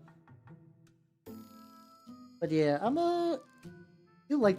So this is probably my first time seeing the new Skaven clan rat build, which sounds weird. Like the older ones weren't bad, but like they're definitely chunkier. They're definitely chunkier. Like I mean, the old ones were chunkier. These ones are a lot more svelte, which is kind of nice. The new Skaven weapon kit. Like this thing, like, or do you mean like a specific other model? I like the Ratling, the Ratling Warpblaster. I need to relearn the name though. The name kind of wants to stick in my head. Because like there's just like a lot of like Hell Blaster and just like Plasma Blaster or whatever the fuck. So it's just like I need to remember Warpblaster. Got it. The Ratling turret, yeah, exactly. The turret guy. I like this model actually. I'm pretty on board with basically every new model from the Skaven line refresh. I'm here for it. Like, all of them are cool to me. I enjoy them greatly. Here for it. There's anyone that'd be like there's sometimes where like you would see like I know like there's a lot of stuff with like the new like what's his name the Cortez, like the Inquisitor guy. A lot of people like the old model was better, and I can see that. These ones like I mean. Especially, God, I hope they redo Plague Monks. Fucking Plague Monks. They're so hideous and they're so old. Please update them. Yeah, I have to imagine this is probably going to replace the Ratling Gunners. It's bearing their name. I don't think they're long for this world. I don't know if they've released the Skaven like battle tome yet. That's a big thing that I'm not super aware of, like how far we are in the release cycle where that would drop. But I also have to imagine that like that's one that's probably going to be a bummer, but like I don't see that kicking around for very long. Also like there's little rocks here too. They will never give you, well, depends on what you mean by new night goblins. Do you mean Gloomspite Gits? Because they will do those. They will absolutely do those. Because they tend to sell pretty well, even if it's kind of a weird, janky army with a lot of random stuff. But if you mean like night goblins, maybe they'll release like one kit for the old world. They'll probably release like one kit and be like, well, that's it. That's all we need.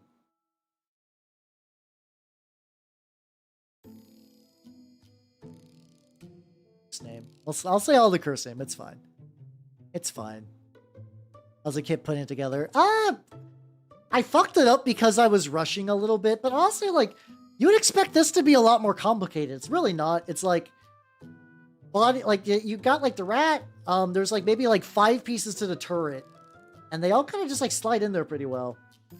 So yeah, not a huge amount of issues. My own just rushing aside, which definitely did a little bit of jankness. I figure out how I want to do these guys. I don't like. I'm debating whether I just want to do just like a horde of rats. So like, do I want a central color? Part of me kind of want to do some turquoise. Let me grab my turquoise and we'll fuck around. Maybe I'll get the guy up top first, because I think at the very least, we're going to use game color abyssal turquoise. I should add some of these new things. They will not. They do not. Games Workshop does not want a lot of crossover. I would love it. I would love it if some end time stuff just ended up in Total Warhammer early.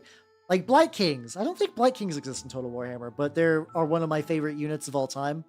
Unfortunately, they pretty much came about during the end times, so I don't see that happening. I mean, you're joking, but like this is a beginner set. Like I feel like you're doing a self dig, but like these are push fit things that have been well engineered to be like somebody could have picked this up as their first kit and like not been totally overwhelmed. Yeah, this is all Age of Sigmar stuff. That I do not believe they're going to backport any of this to Total Warhammer. Maybe modders might. I don't know what the modding scene for Total Warhammer's like, for like backporting models between it over here. I have to imagine you have to do a lot to mod those games, but I also know that there are people with that kind of passion, so who the fuck knows? But you know, generally this is a pretty well-engineered model. I'm very happy about it. Yeah, I think I do like this. I do like this cloth quite a bit. Like, because like also too, my rats, my clan rats, I'm absolutely like, these guys are gonna get like a lot more attention. Why do I? Because so I have a couple of complaints about push fit. They're not big issues. I can work through them, but I can see why people dislike them. One, a lot of the token just came back negative noise. A lot of push fit stuff. Cloth, or is that like a plate on the? That's a metal plate on the knee. I'll come back for that later. A lot of push fit stuff is because it's monopose. Since it's made to be beginner friendly, it's monopose. Or like, it's really hard to convert or like re-angle or do sub-assemblies because they kind of are made in a way to basically be put together as a full model and then that's it. It's hard a little bit to do a little extra hobbying around that. Dwarf Ironclad tank? No, dwarves have had fucking tanks forever. I actually don't believe the dwarven tank exists in Age of Sigmar at all. Greywater fastness dwarves, I think, exist in a very limited degree. But yeah, if you're doing high-tech dwarf stuff in Age of Sigmar, you're doing Caradron, which are the air dwarves. Like a funky little belt there that I'll have to get later. So they're kind of annoying for that. Also, sometimes the push fit fits really weird. Like, I've had to clip off, like... So push fit will have these, like, effectively these, like, big pegs that kind of slot in. I think part of the idea of push fit is that, like, hey, if you don't have glue, you could theoretically build these models. Yeah, it does make kit bashing a pain in the ass. I agree. How's you doing, Ovan? Welcome. Yeah, I've done kit bashing with push fit stuff, usually for like poxwalkers and stuff. Like I've clipped off arms and legs, and you can do it. It does make it more of a pain. So like I can see. I typically outside of starter boxes though, I don't deal with a lot of push fit. Which, to be fair, that's kind of where they're at, like the vast majority of the time. Like I don't even like my Stormcast were push fit because they're from the Dominion box. Which, hey, now I think I technically have now a 2,000 point Stormcast army, which feels weird because I didn't set out to make one, but I got like a decent amount of them. No, I don't. So I could be my Cities of Sigmar knowledge is really rusty, so don't quote me on this one. There are steam tanks in Age of Sigmar that were holdovers from the old world. Those are more Empire tanks, though. Those are more Empire bullshit. Dwarves do not have, yeah, they have like the gyrocopters and stuff like that. Unless those have been squatted to kind of make the Total War, the old world stuff kind of like more unique. Because they have been doing it. The Games Workshop hates people crossing streams. They really don't like the idea of you buying an army for one game and playing it in another game. The only ones that get away with that are ones that are grandfathered in.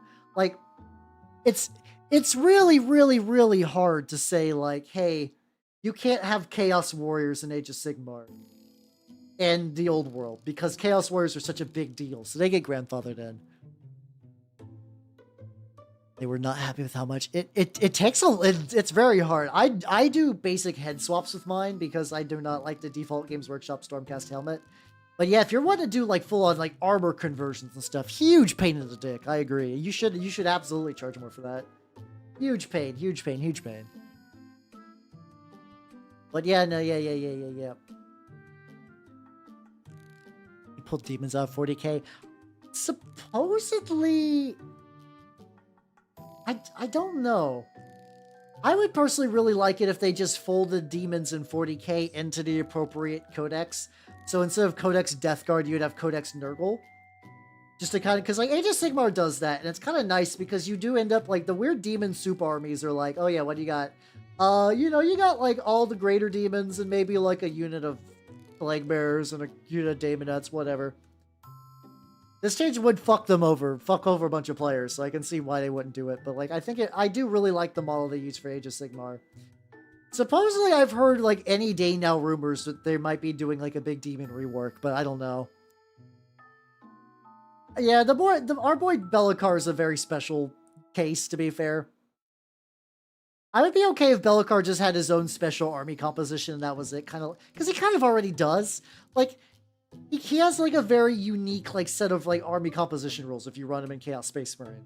So like, it wouldn't be that much more wild. Yeah, exactly, Nintendo, exactly. I would like that, but I also... all my demons are Nurgle demons because I have a Maggotkin army. So like, I'm not like the person to ask for that because I'm a little biased.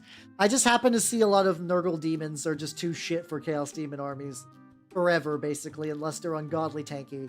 And that doesn't seem to happen most of the time. It's a better place to buy like 4 books. It's God, yeah, no, the old soup days, yeah, where it's like you have to buy so much. Yeah. That's totally understandable. That's totally understandable. So oh, fuck yeah for being. I saw. So you said past tense, so I have to imagine that did not last. That's a rough industry to be in. Even though there's still part of me that like loves the idea of retiring, someday with my own hobby shop. Even though I know it is incredibly hard to do. Once again, my sponsor, Collectible Squids, bless his fucking heart, because like G-dubs will also actively fuck you over at any turn. They'll just send you not enough boxes. They'll send you not enough boxes, and you're like, Games Workshop, could you send me the boxes we ordered? And they're like, sorry, we don't have them, or we don't have enough production. Like, man, damn it. Why are you like this? Why are you the biggest wargaming company? I mean that more for like more like how are you the biggest gaming company? They just got that momentum, really. Just make him 2,000 points. Just buy himself. Yeah, just make him a fucking... No, I mean, a lot of people do have armies based on Be'lakor. Like, I guess Vashtor does something similar these days. I would like the Vashtor model, but I still need to build my own Be'lakor. Power for people. Right? Yeah, fair point. Also fair point. I don't know. My future employment for the guild, we'll find out how the fuck that's gonna work. I'm very lucky that for what... Technically, like, if I just stick with them, I'll never want for a job. But also, I'm being severely underpaid for my level of skill. So, yeah, Caradon Overlords are heavily flyer-based. I like them as kind of like Rocketeer Dwarves, but they are very much like, you have to be on board with an airship or else you're not going to enjoy them. Ooh, oh, God, Ovid. Jesus Christ, I'm so sorry. That is the worst fucking 1-2 punch I've ever... Oh my God. My fucking condolences. That is like... It's bad enough for stuff to get stolen. That's 5 digits of stolen stuff, which is a lot. Didn't your fucking childhood friend and business partner fucked you over? And COVID happened afterwards. God damn. That is fucking brutal. Yeah, because like our local shops survived COVID by doing a lot of orders, but like I don't know how any business, like even without COVID, would survive like that much merch being stolen. Oh, ad break is coming soon. Like it's basically telling me the ads will be happening like very, very soon. So strap the fuck in, everybody. That got a little drippy. It's okay. We'll touch up the metals in a bit. This early stage, I'm just putting shit around here. But yeah, oh there we go. There's the ad break. Bits. Stretch a little bit. Drink.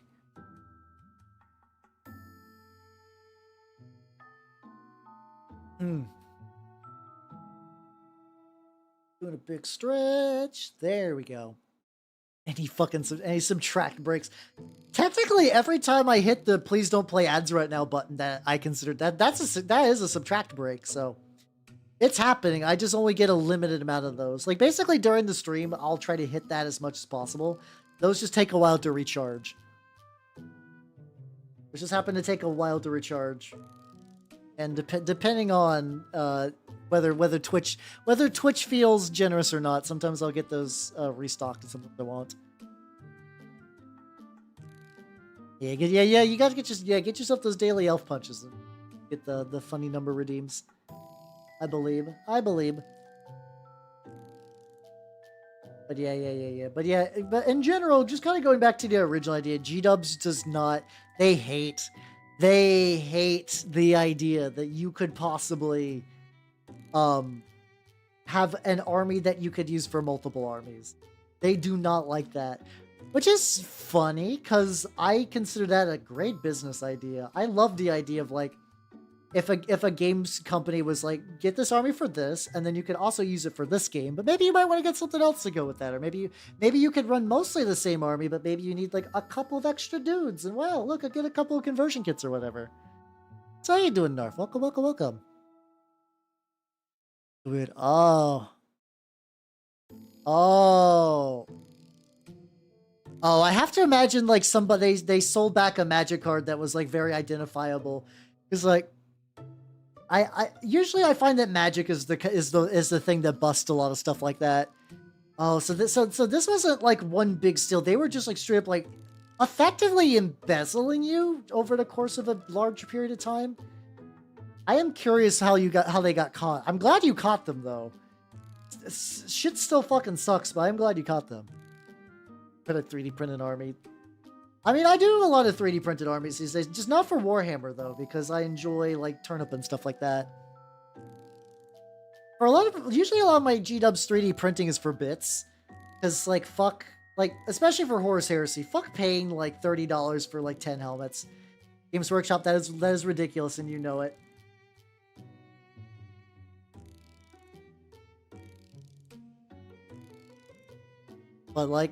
But yeah, I like going back to this.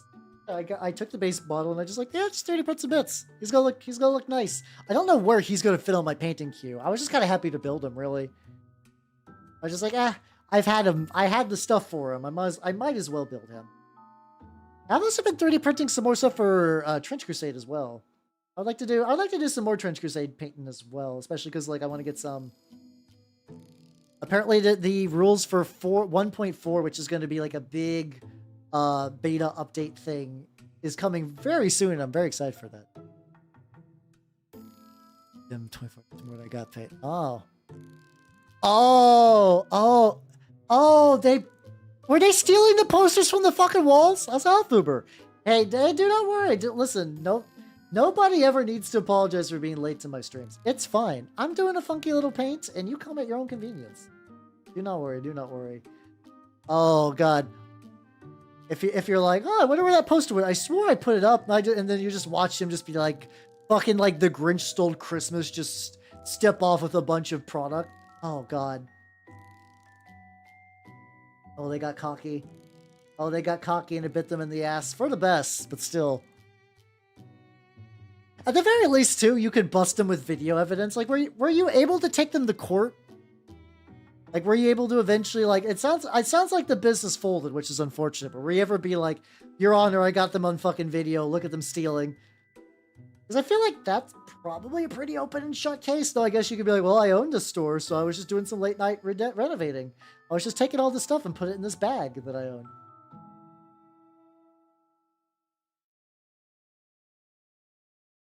Yes, that is a little bit of the road around.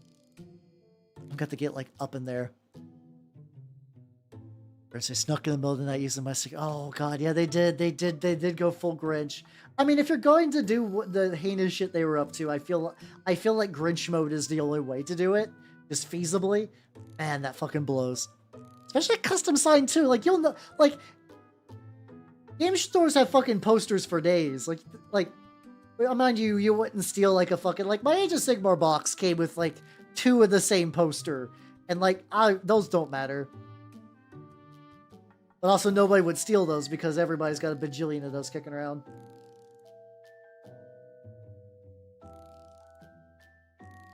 Oh yeah, the little gas mask part of this too.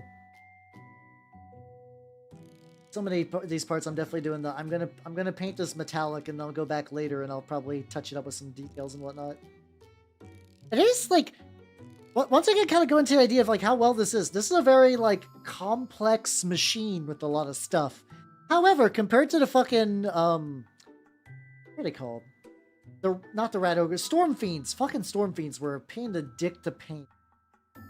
This isn't so bad. It looks complicated, but it's actually, like, relatively simple. Good. Good starter box content. I get into the sides of that. Depending on the dark jokes here. The idea of dark jokes is so broad that I don't know if I can give you... Like, I say fuck and whatnot, and, like, we talk about, like, nonsense for the most part.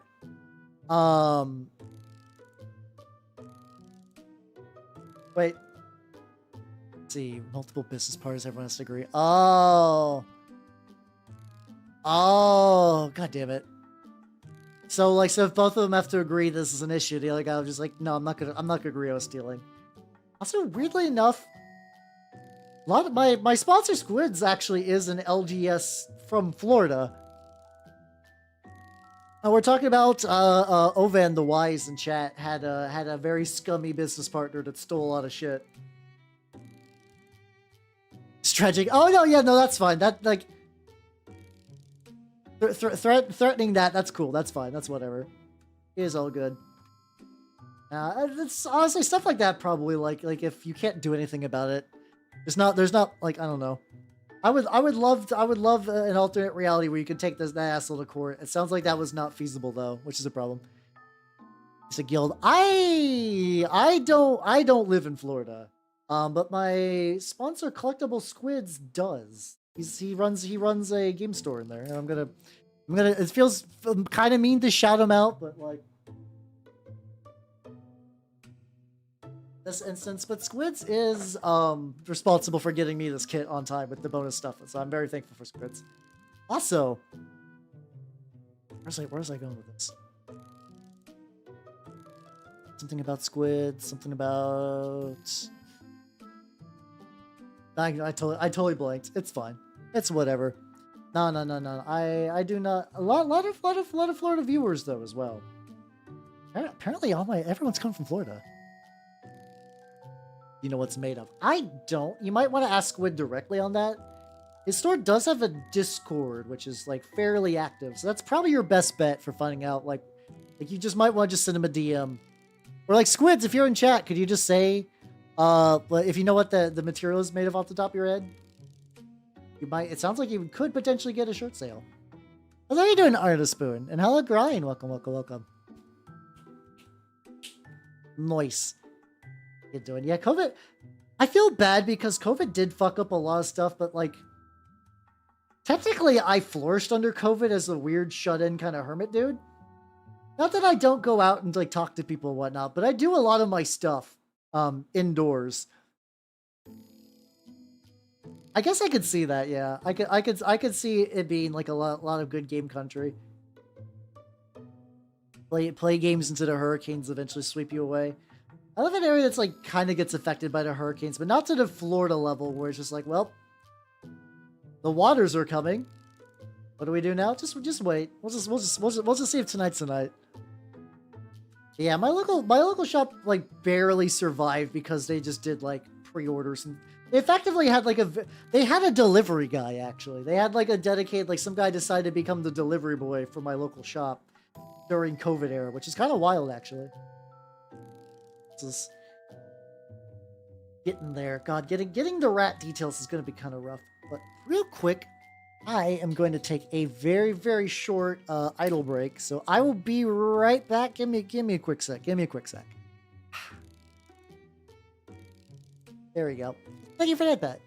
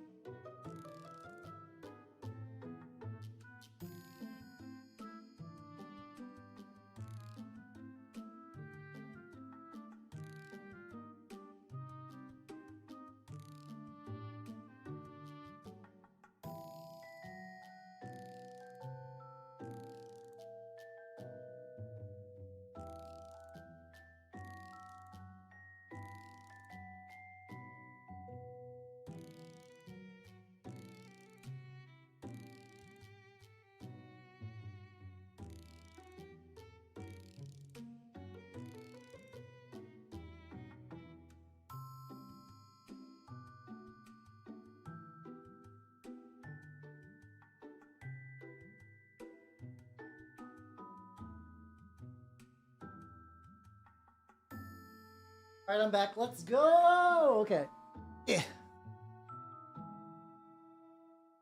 Yeah, that's a mood. I was already like, welcome back, everybody. I have returned. And oh nope, don't. Also, hello, Miss Cocksmith. Welcome. How you doing? And hello, Mr. Morbius. Working in rural Alaska. Ah, I got you. Yeah. Yeah, it's. I think everyone kind of got hit by it a little differently, but it's for me. It was like I did kind of get paid to stay home, which I was like, well, I was already doing that anyway, so this is just kind of all upside. How you two nerds doing? I've come back from the bathroom, and I also it was a nice time to get into this VTubing too, because I had a lot of I had a lot of gear that was purchased because of COVID fun bucks. Not this camera. But the camera that is used, like if you see like when I take a picture, on like a nice photo, like, oh yeah, by the way, like I took a video of the Death Shroud Terminators I painted up the other day. I got the lads, I put them up, and like that camera, it was paid for COVID. I also got some other VTuber stuff with that. There's like a couple of opportunities I wasted because of like the initial VTuber boom, but getting the supplies was nice.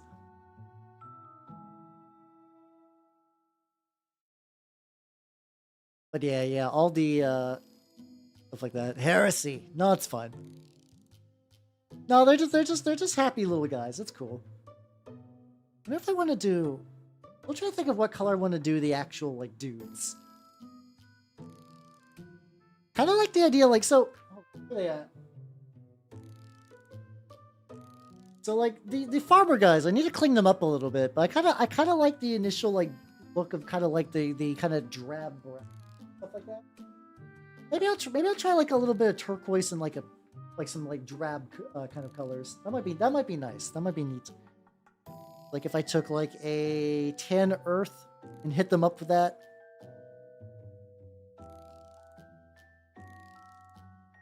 Maybe I'll go a bit darker brown.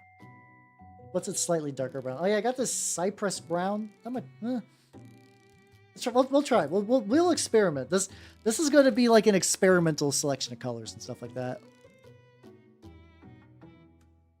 Let's see, where's I going with this? Direct social interaction. I don't know. As somebody who has been very lax on the direct social interaction stuff, it has been good lately. Just going to the LGS, it has been good. I did miss it. Now it's like a semi-regular. What's it called? So like this weekend, I'm probably going to stay home, unfortunately, and work on like Lancer stuff. Because I got next Saturday, I got a Lancer game that I'm going to be running, and I think last time I probably got a lot of stuff that like very, very, very close to the edge of being ready to party. And I think this time I'm going to give myself a bit more time. A bit more time to prepare. Oh, okay, actually, this hand's looking pretty legit. Thinking if I just, because like this is also like a turnip color scheme I wanted to use, like turquoise and tan and stuff. Actually, no, this wasn't originally for turnip. This is for the my Angmar orcs. I was doing like kind of browns and turquoise. I guess I'm just kind of carrying that over to them because I didn't get super far with those orcs. I should. I got a lot of them still like painted up, kinda. Let's see if I can find them. Hold on. Okay, yeah, they're less turquoise and more mixed blue. But yeah, like here's a bunch of my Angmar orcs. They are very like, oh god, hold on. Holy shit. I do not have them glued to basically anything. But it was like, at least for them, like the details were so small, it was kind of a pain. Like I'm not used to midis that tiny. I'm like, oh god, okay, I gotta get like a little tiny little bit. They're not that far off from being done though. I feel like if I could get them on like a nicer base, some other bullshit, I could probably use them for like sludge or whatnot. Apparently, there's still the sludge group near me that is getting together to play sludge, but I haven't got to join in their sludge games. I know a big thing though is apparently the Gaslands people are becoming more active. That is a game I've been wanting to play forever. Like I got 2 Gaslands cars. I got a I don't think I ever got to show you guys actually. I mentioned it on stream. I thought I was getting like a little buggy thing, and I didn't realize I got a stunt wheelchair Hot Wheels car. So, but I'm thinking like this could still be used. Like all I just need to do is put just like some plasticard and some plasticard, just kind of make like a real ramshackle piece of shit. Because I mean that's what is Gaslands but running ramshackle pieces of shit covered in guns. So I think that makes sense to do. I think I'm gonna give that a go at some point.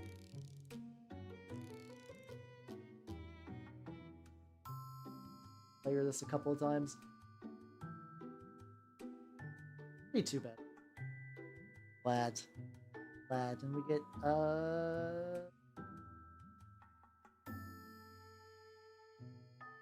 Oh, I know what I'll do. I think I'll just take like this is. Let's see. I'll just take this tan and put on top of this guy. Hey, there we go.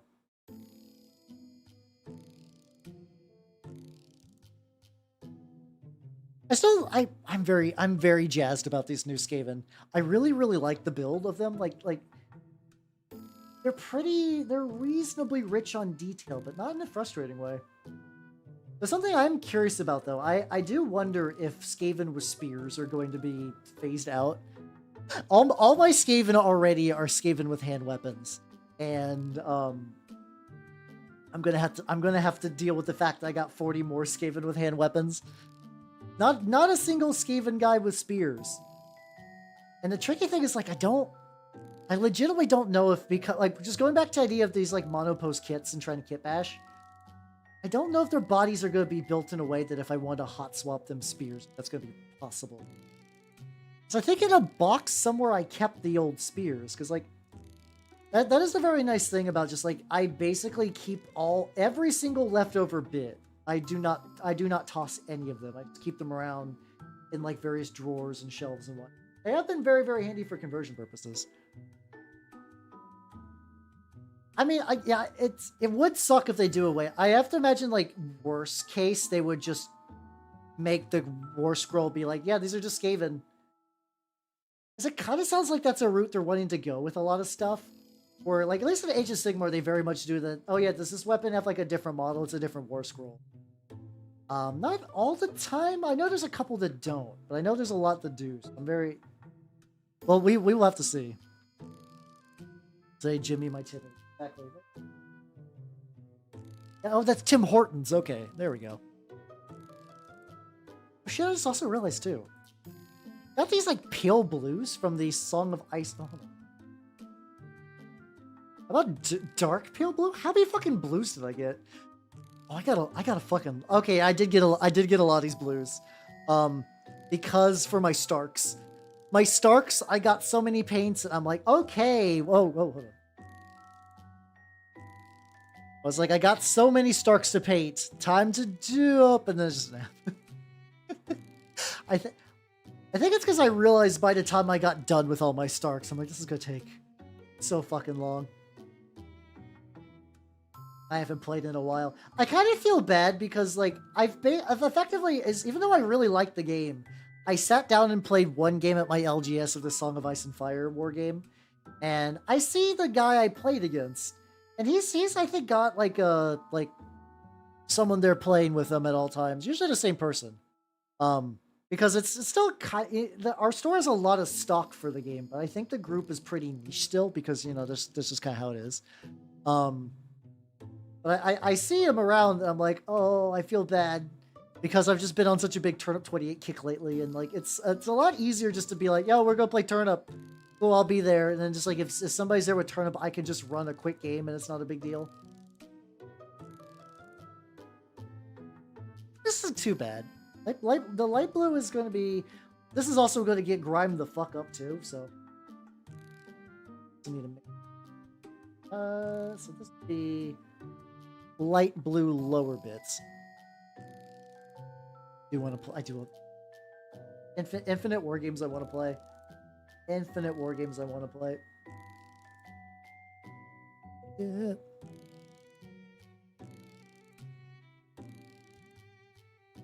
Ah. And I got put together a lot of terrain stuff too. I do need to take some photos of my terrain, like, cause like, so it's a little tricky. I don't know. I always feel weird being like I know some people do this where it's just like go to the LGS, take a photo of the game you're playing and upload it. I've done that to the Turnip Discord just to be like, hey, look, I'm playing a game, because they have like a playing a game section. I don't know the real etiquette on that. Like, I don't know if I'd ever want to do that. Just be like, there's also the thing if it's like, hey, you mind if I like take this picture of the game we're running and just put that on social media? And then they're like, yeah, where's your social media? I'd like to see it. I'm still incredibly lucky. Nobody in my group knows I'm a VTuber just yet. Just yet, nobody in that group knows I'm a VTuber. I do feel like it's only a matter of time. Like, eventually the shoe is going to drop, and they're gonna be like, wait a minute, you're like a fucking anime boy on the internet. And I'll be like, yeah, I'm sorry. But I'm gonna kind of just like delay that reveal for as long as possible, and we will see how that goes. We will see how that goes. All you nerds know. All you nerds know for sure. I hope so anyway. Someone's like, wait a minute. I've been watching a VTuber this whole time. I mean that. Oh no, his grip is fine. I thought this was like another element where things kind of got a bit weird. That could distinctly be I feel like I'd know if you were in my group, Scrotus. I feel like you would not be able to contain yourself. But the reveal might eventually happen. It'll kind of be whatever. I've mentally prepared myself for that, for this moment. I knew as soon as I painted minis on the internet and didn't just keep them locked in glass cases that it was only a matter of time. What's up, Dashwood? How you doing? Welcome, welcome, welcome. Also, thank you for the 18 fucking months. Let's go, let's go. Oh, you also do VTuber too? Oh, fuck yeah. Let's go, let's go, let's go. Yeah, it tends to happen. It can happen sometimes. Yeah, I know. Been watching anime man paint cars, huh? It's so. A movie. Let's see. Hold on. Mobius. Sorry, I'll call you Morbius because that's fucked up. It's odd. It's in my experience, like my closer friends are aware that I'm a VTuber, because some of them were my early viewers too. But like, it's a lot. It's a lot to explain. A lot of people don't get it. And like, you know, kind of in general how there's like a certain stereotype about anime that like in like normier circles will get around. Oh yeah, I can tell you that. This is a Panasonic Lumix G50, I believe, off the top of my head. I believe that's the exact make and model of it. I'm a little rusty in that regard. But yeah, that's the camera I'm doing. It's like I've tried to explain to like family members before, like be like, yo, because like sometimes people are like, so I haven't talked to you in a while. What you been up to? And I've tried to explain that, and like they just don't understand. There is also a little bit of like a dox fear as well. This hasn't happened in a while, but I do remember early on when, mind you, I was like a fucking zero view, so like there was not really a big risk for it.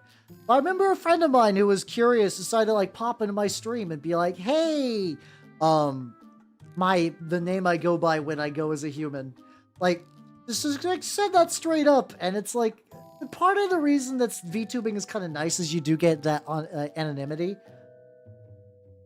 Like I get to be like the idea of like being kind of like more yourself with the mask on is a thing I'm a big fan of, especially as someone who was like kind of like an earlier internet generation. The idea of like, oh, I don't have to just be like, this is me, my full first and last name, and I will be held accountable for everything. And also every now and then, like the internet's a place where like, and I see this a lot in like not even necessarily VTubing spheres, but also just like the internet in general, where like there's a chance that you could just piss off one person, and that one person was just mentally unstable, and now they have like an eternal vendetta grudge against you, and they will do everything in their power to destroy your life.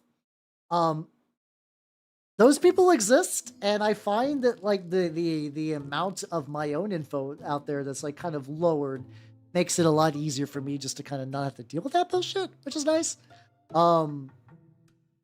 So like for me, it's partially like it's a nice anonymity thing, and also too because there's just a lot. Yeah, because Spider-Man's a kind of a good way too. It's like I don't want my family to get. That's entirely me. It's entirely a selfish need as opposed to like trying to protect my loved ones. But I don't know. And like mind you, I don't feel like I say anything that would really get me in trouble. Because, like, I am a rational adult human being that, like, knows how to contain, like, my power level and, like, just being a regular-ass person that is entirely reasonable. Some people don't, and that also kind of leads to a lot of headaches. Yeah, I'm still not even sure what's up with Taiga's situation. My vague knowledge is that they had some, like, weird sexual kinks. And then also, at some point, they got like a person just obsessed with them, like showing up at their door and like stuff like that. And they could do it because I think this person was like a millionaire or some shit. Once again, my actual knowledge of that situation is very, very rusty. But like, so yeah, I'm not going to super comment on that, but like stuff like that I don't want to deal with, you know. Get anyone. Yeah, it is kind of harder when you like, especially like if you have like your real name out there and then like you just kind of repurpose the stuff. It's harder. Also, like at least for me, my online presence is very minimal. Like I know some people were like, I can go back and find some cringy shit. They're probably, I mean, it's hard to entirely eliminate younger you cringe on the internet. I don't have that much. I don't think so anyway. I could be wrong on that. Yeah, you get shit like that too.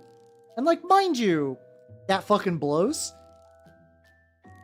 That shit fucking blows. But at the very least, if somebody decided to do that to me, which would be unfortunate, but whatever, my real info is not super available. So yeah. I mean it's kind of hard to like be entirely just like a ghost on the internet. Like I think we'd like to be like, oh yes, I'm a perfect blending in. Like even as somebody like me that's like has been around for a while and is like relatively like good at that. Even then I'm not that good at it. Legitimately not the greatest. I don't got a sword. I only got Deathjack to protect me from weirdos invading my space. But so yes, that's we're kind of like 8 or 9 levels of tangent deep. But effectively, I don't tell a lot of people that I'm a VTuber.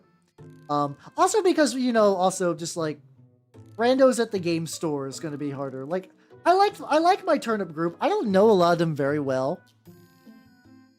I don't know them very well. Like we are at first name basis only, and that's fine. But like stuff like that, being the walls, get hit by. Yeah, I mean, I still hate that. I still hate that though. Like I still despise the fact that the creator of Andy and Lele for making a work of fiction that is about like adult characters still got fucking chased off the internet in a way that's like not great.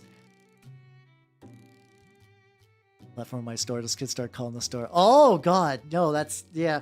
I guess it's harder to avoid that too as a former store owner. Like there's not really much you can do to fully have like your contact info. That's God, that still blows though. You've gone through a lot of shit, my dude. I'm very, very sorry about that. Green Goblin.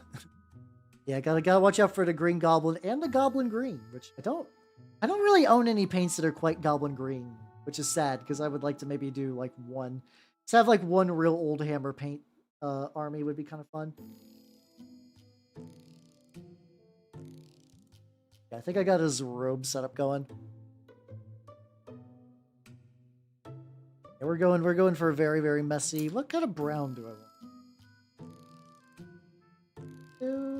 Oh yeah, let's do mahogany brown for that. Put on there. It's like kind of like orangey brown, which might be kind of fun. Is this clogged? Does this clog? Does this clog? Is this gonna explode? Is this gonna explode? No, we good. Yeah, it's kind of tricky though. As much as I think like an internet safety court, those exist, but like they typically exist for businesses. Like back when I did more human jobs, I do remember working for someone that like found out that people were using their office login information to sign up for websites. Of the like the best way I could say this. OnlyFans, I feel like you probably are looking at that for reasons, quote unquote, but in theory you could maybe explain it away. Some people were using their office logins for Pornhub, and it's like, my guy, what? Why? Use your own login for that. Like, it doesn't matter. Like no one in the work was like monitoring their computers, but they still use their fucking work email for that, which is baffling, absolutely baffling. Oh god, yeah. I guess if you owning a business kind of puts you out there in a way that you can't really fully go back from, which is tragic. But yeah, so like a lot of times when you get those like how to not be like totally like screwed on the internet, that's usually aimed at more at adults. And I feel like our current generation is going to be rough because like some of the parents were raised on the internet, but a lot of them weren't. So like a lot of schools aren't going to have that kind of info. Because like I was sort of brought up on the idea that like, hey, never give out any of your personal information because people on the internet are out there and they will kidnap you. Like, mind you, a lot of that was like crazy hyperbole, but like, the lesson wasn't bad. Yeah, there's like, yeah, I was gonna say, there's like a couple of other websites that was on that, like, we caught you using the work email for that list. Oh, there we go. Hold on. See some real quick. Looks like we got a bot. Excellent. Excellent. One of Aries' other job. Oh, I would believe it. This kind of thing happens a lot. It's like you kind of need somebody who is like, it's odd. Okay, so the way I see it like this is you need somebody who was internet literate in a way that realizes like being internet literate could be bad. That's a thing. Like, you need that kind of person. That kind of person typically doesn't become a teacher. Now, do I know teachers that are like, I know teachers that are VTubers. Like those exist, but they're also like not teaching like internet safety courses because that's just not part of their teaching repertoire. Stuff like that. Inbound teachers know more than the teacher. Yeah, oh, 100%. Yeah, the kids know more, but also the kids don't. It's a weird contradiction where it's like the kids are more internet savvy than their teachers because like I said, a lot of people my age and like where I grew up on the internet just aren't becoming teachers. I had no desire to become a teacher. I actually don't think I'd be a bad teacher, weirdly enough. But there is kind of been like a time in my life that like maybe in a different lifetime I'd be a good teacher.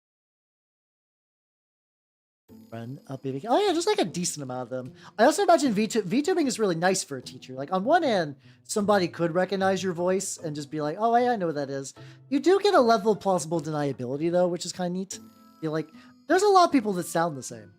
There's a lot of people that sound the same. So like if somebody at work was like, was that you? Are you this person on the internet? Be like, no. They just sound a lot like me. Yeah, it is like a whole amount of schooling. I didn't go through that route in college, and I don't see that being a route I will ever take just because, well, it is kind of also burning money. It's spending a lot of money to get a job that pays awful, which sucks, but that's a whole other argument thing. But yeah, you would need a very specific type of internet literate person to teach an internet literacy class, and it's just kind of a weird contradiction where you're not going to find that person very regularly. It's like, yeah, keep VTuber real. Did I know for that? Yeah, I mean, also too, you do kind of realize like, hey, being a teacher blows for just like for money reasons. And I don't like, and like I understand. Like I even know people that are adjacent to me, who are just like friends of people and stuff like that, and they're teachers, and they love teaching. Like, but like. It sucks because also depending on where you teach, you might get stuck with like a student that's like real bad. Like I know through like a friend of a friend, this like special needs teacher that just got paired with like a really aggressive student. And one day he went off the handle and just like fucking just like punched her in the face, something to that degree. I'm like, oh fuck. It's bad enough to get paid a teacher's salary, then you get punched in the face. It's like, ah. I mean, yeah, there is like a matter of like the kind of like superhero like alternate. Like I'm like when I say the idea of being like more yourself the more disguised you are, this is about like my like honest unfiltered opinions on a lot of things come out during stream. Not stuff that I would be like reticent to say, but like I'm not gonna talk about like enjoying like anime Spider Girls. In a different medium. Like that's not something that even like my close buds that are like, they don't need to know that. That doesn't matter. That's not going to come up in a conversation. I can talk about that shit for fun as a VTuber. But like I'm not going to bring that up elsewhere. You know. So is that kind of fun thing? It's like, yeah, I get to be more myself in a way that's usually not super conducive to that. Why not? Because like I've mentioned this a couple of times. A lot of my closer like IRL friends are like they're nerdy, but they're nerdy in like a more normal way. Like our levels of interest in things are very different. Like it's not that like we don't get along. It's just that like I have been an internet person since I was 13. I am going to be 34 soon. Like 13 days. So like I've lived in cultures they don't understand. I interact with people they cannot wrap their minds around. Like even explaining VTubing stuff to them is kind of hard, and they're the ones that are like pretty like down for me being a VTuber. They're like, oh, that's cool. I'm glad you're having fun. Like that level of stuff like that is just kind of Oh, you made a fucking Caradron list. Nice. In theory, I wanted to do Caradron for a while, but I'm thinking about trading my couple to my store because I just don't. They're just like a project I just don't see myself getting back to, and I don't have the strongest desire these days. But it's like it's easier to be myself through VTubing where I run into like they also like a lot of my friends don't get into wargaming. Triceratops, like it's my favorite dinosaur, and B, I can hang all my like book bags and stuff off the horns. But like a lot of them don't know much about war games, so I get to talk about war games here. A lot of them don't know much about anime stuff, or if they do, it's like very surface level, or it's like shonen stuff, which like I'm not super big into shonen. They were actually talking about like Naruto a lot the other day, and I'm just like, I have no fucking idea what you nerds are talking about. Like, I was never a big shonen guy, so all my Naruto knowledge is like, don't watch Naruto. That was the knowledge I was given. I do like Ankylosaurus. I did summon one and destroyed a lich in a Pathfinder game once, so I have a soft spot for an Ankylosaurus that will just slap someone's shit. Smites. That was pretty good. Conjuration Wizard OP.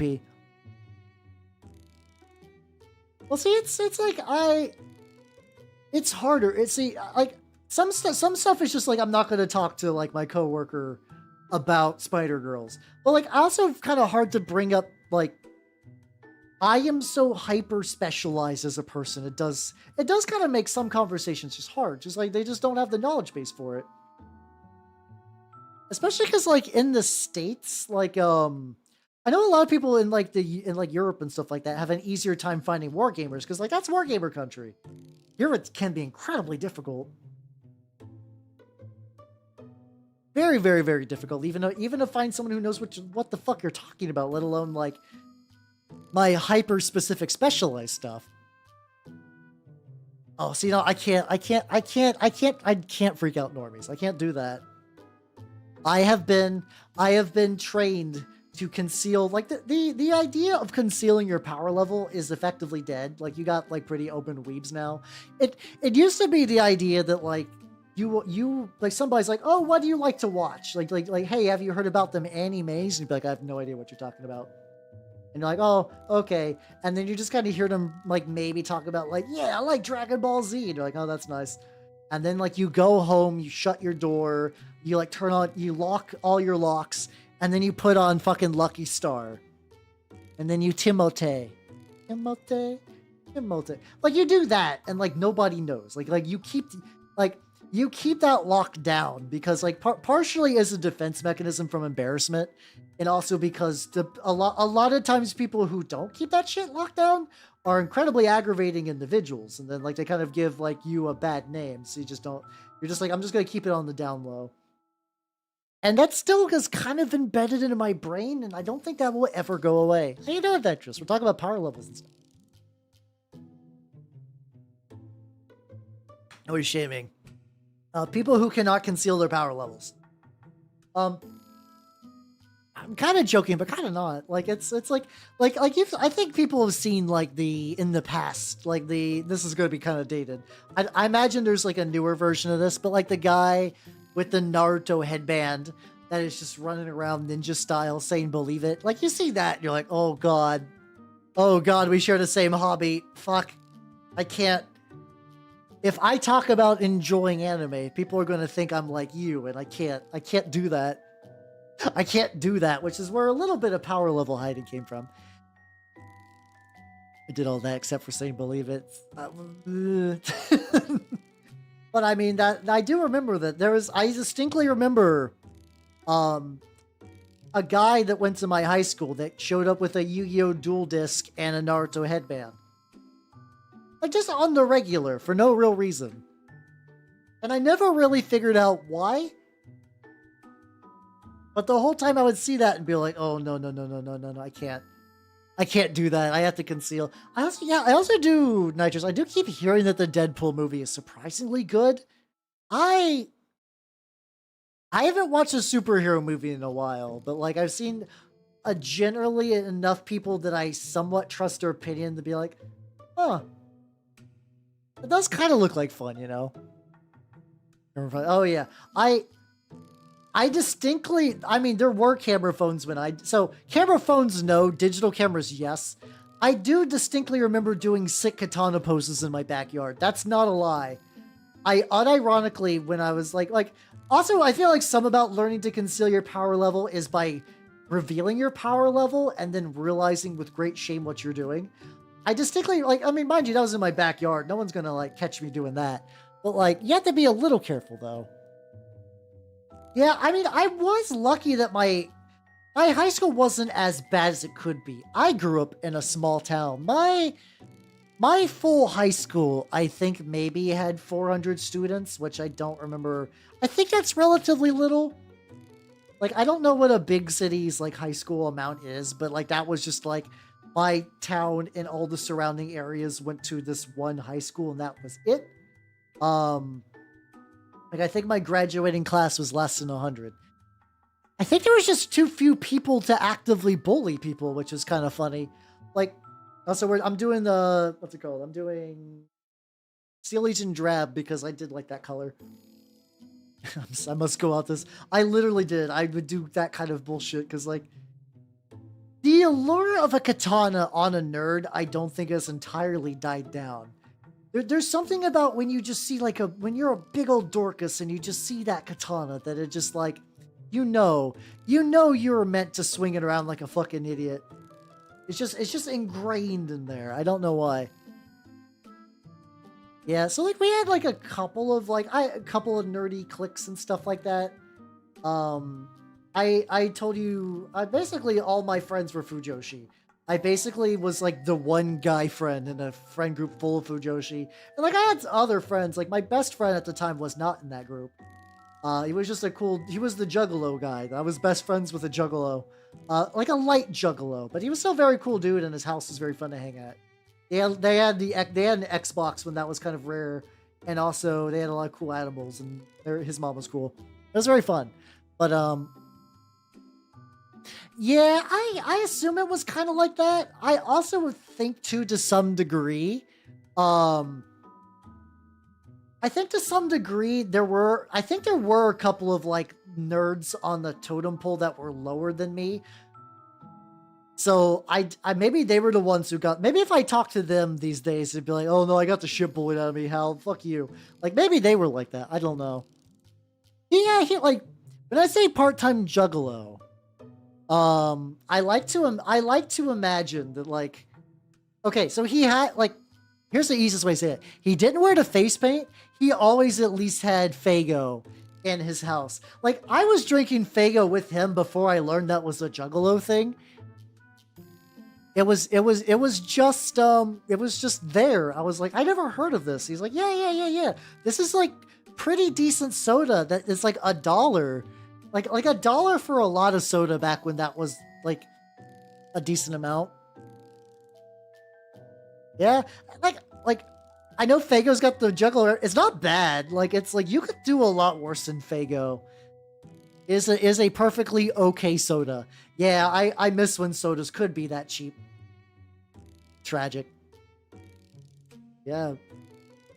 So yeah, he was a part-time, and he would play ICP albums when we were driving, and I would be like, huh, this not great. I don't think I never liked the ICP music. I think because at the end of the day, all the songs blended together. It was very much I do remember he'd be like, how when check out this song, bro, when he's talking about going chicken hunting, that means he's hunting for pedos. And I'm like, cool. And it was just about yeah, we're gonna cut up a guy with a hatchet. I'm like, fine. I didn't mind the subject matter. It was just kind of there were, basically all the songs were some variations of I'm gonna cut someone up with a hatchet. I think that was just the only one that my friend felt to explain. What's the other one? Oh yeah, this is just talking about just cutting up someone else with a hatchet. Okay. Oh yeah, we have a Warhammer talk section. You can post your army list there. I don't know if we have any other Caradron players, so I don't know if you're gonna be able to get super good advice, but you can definitely do that. They're still hella cringe. I have softened up on a lot of Juggalo stuff these days. What's it called? I do, like, I don't know. I see them now as like a lot, kind of like, at the end of the day, it is a very weird thing where they were just like a couple of guys that kind of built a community around themselves being cringe. And it's like, I'm more receptible to that. Also, the fucking Magnets How Do They Work song is amazing. It is fucking amazing. The biggest Redder tier players in Elden Ring are giant katana weebs. I mean, once again though, being a cringe nerd means katanas are cool. Like if you are a big fucking Dorcas, you're probably going to think katanas are neat. A lot of those people just happen to be Redditors, so it's like it do be like that sometimes. The government was like, these guys are a gang. As far as I know, I don't know if they actually, like, people have ever figured out if they've done anything, like, if, like, I'm sure a Juggalo has killed someone. I don't know, because, I mean, just like in the same way that any group has probably had someone kill someone.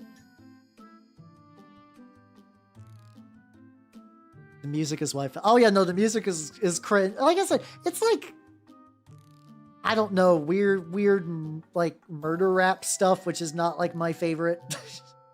It's fine, though.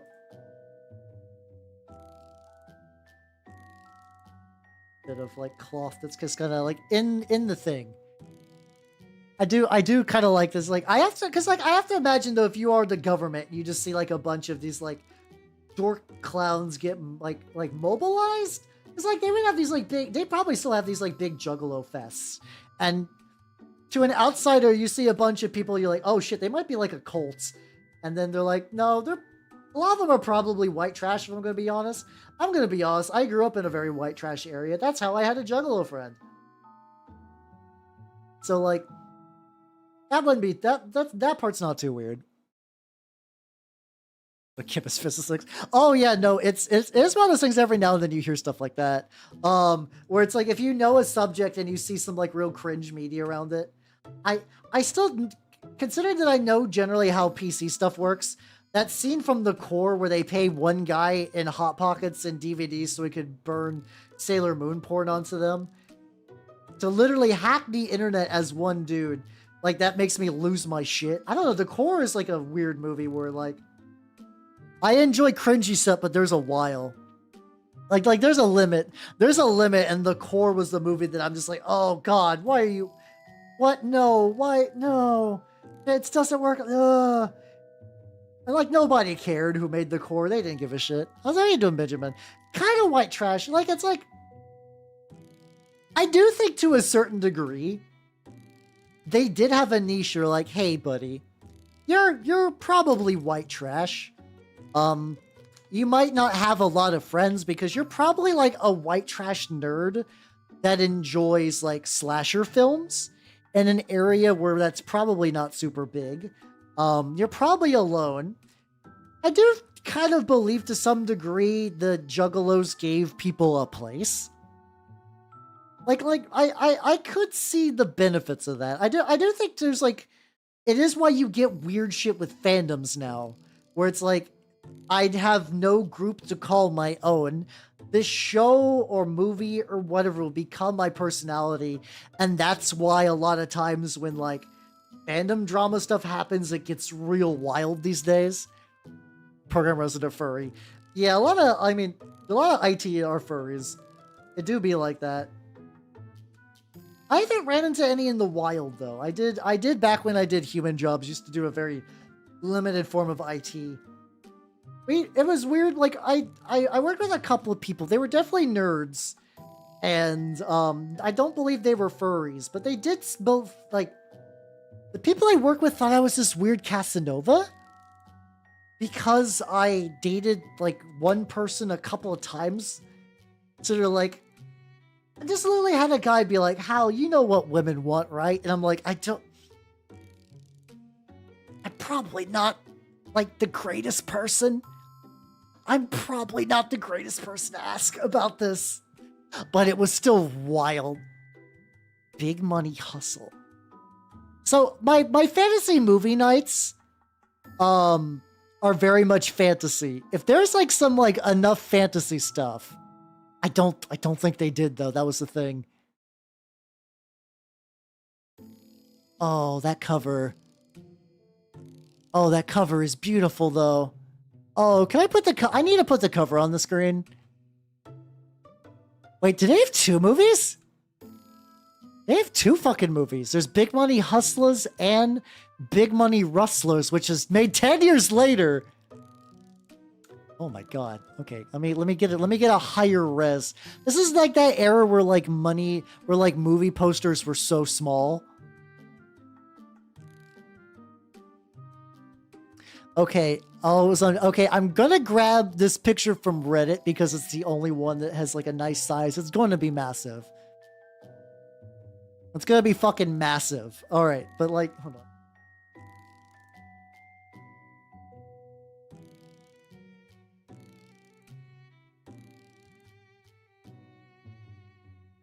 Resize to fit on screen. There we go. So I imagine, like, look, this is like kind of fantastic.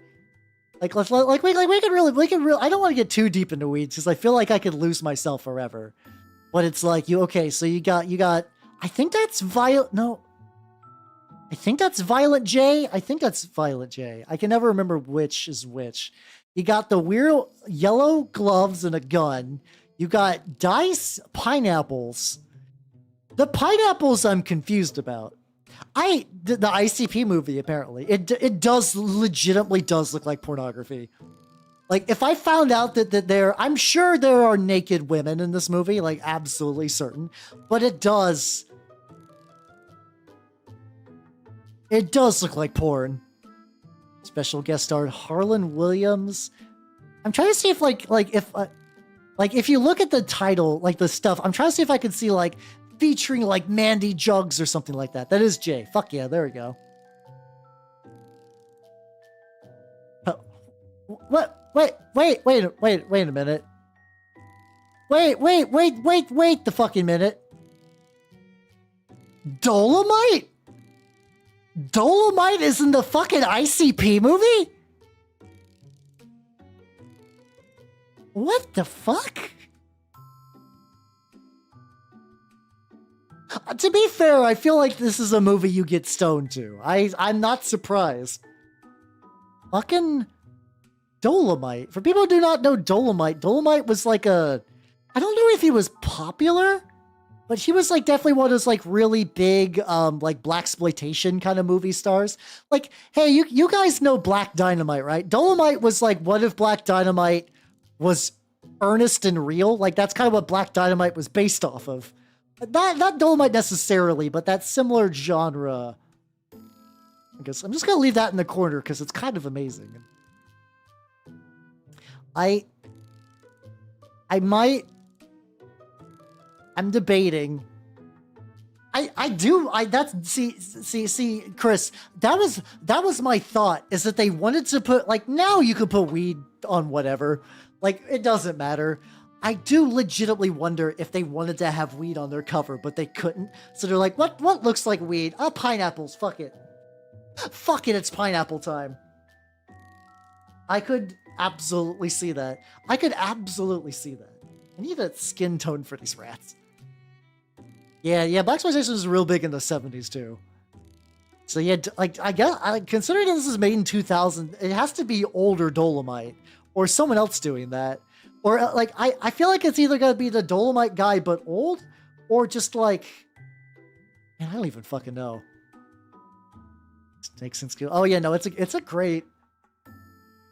So here's the thing. Okay, I'll need to see. My bar of what is considered a fantasy movie is getting very loose these days. Originally, my thing was like, is there a sword in there? Is there probably magic? Which, for the most part, has like, is vague enough that you can kind of cover that with like Blade has magic, kinda, but it definitely has swords. Blade definitely has swords. If there's one thing Blade has, it's fucking swords.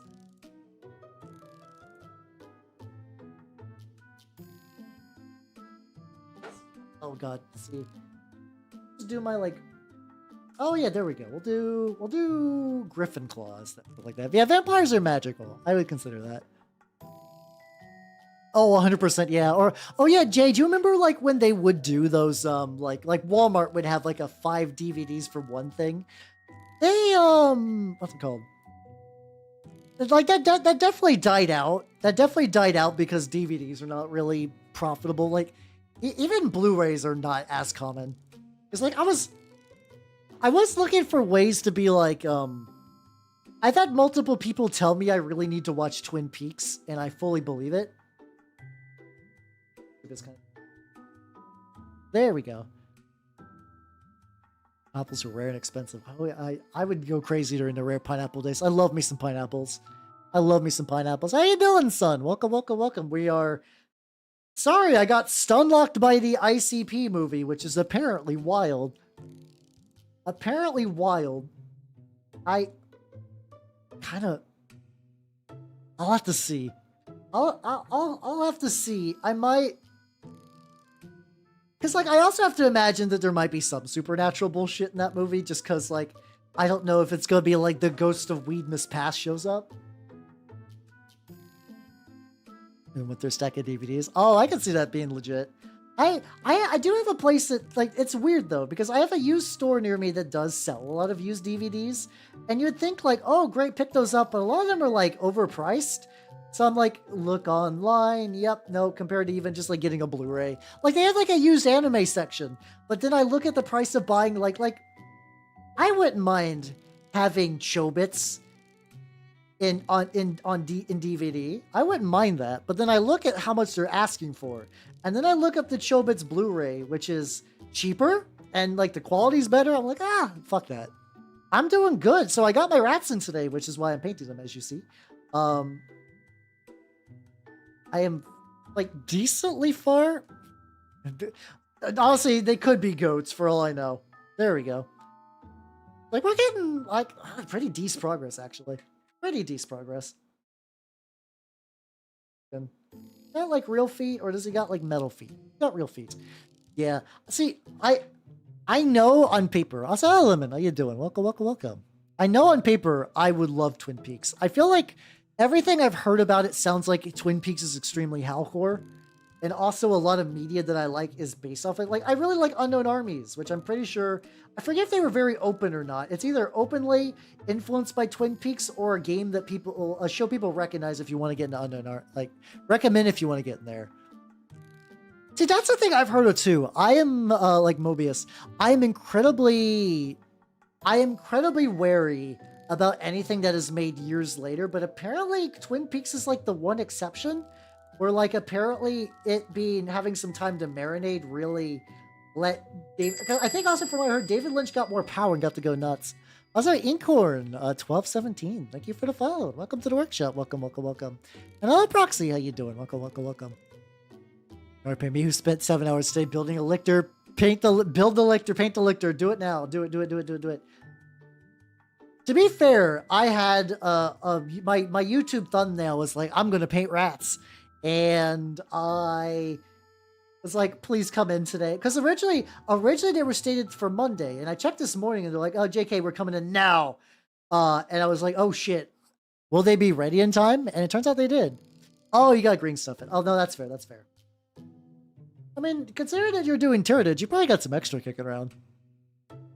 I am incredibly worried about Panty and Stocking Season 2. I don't know. I'm probably, what I am going to do is I am going to wait to see, like, there are people whose opinions on things I trust, and a lot of times I could be like, I don't know. I don't know if I want to spend the time to watch this sequel to a thing I like. I'm going to see what their thoughts are, and I'll go from there. Also, how you doing, Big Silas? Felton Mullet from Home Movies. I feel like we bring up home movies a lot. I'm very bad at remembering the names from them. But how you doing? What's up, Meister Miller? Welcome, welcome, welcome. How you doing? How you doing? I be painting the rats, and we'd be talking about the ICP. I do kind of. Hold on. I looked up the poster, right? I looked up the poster, and I'm curious. I'm curious what Wikipedia says about what the premise is.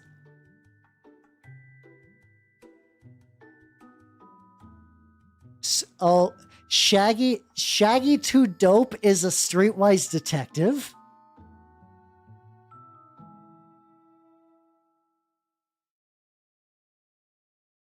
Yeah, okay, you know what? Okay, I looked up and they said that there's magic ninjas. So technically, I think that falls in. I think just something having magic ninjas means it's viable for my fantasy movie unite. Now, they might not actually be magical ninjas. That could just be a title. But I'm intrigued. I'm going to see. I'm going to see how hard it is to find this movie, and I might go from there. But yeah, I think eventually I will watch Twin Peaks. Twin Peaks is a thing I need to do. You know what? I'm glad that my eyes have been opened. Maybe who knows? Maybe we'll all become juggalos at the very end. Maybe this is the transformation I needed. Let's see. But want to take a drink? But how you doing, Silas? I'm currently painting the Ratling, the Ratling Warpblaster. Goddamn, from the new Skaven set. I just got in today. I've been waiting so fucking long.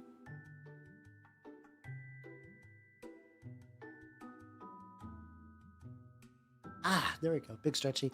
Yeah, I guess it is Trigger. I generally trust Trigger on things. It's just more like I don't know.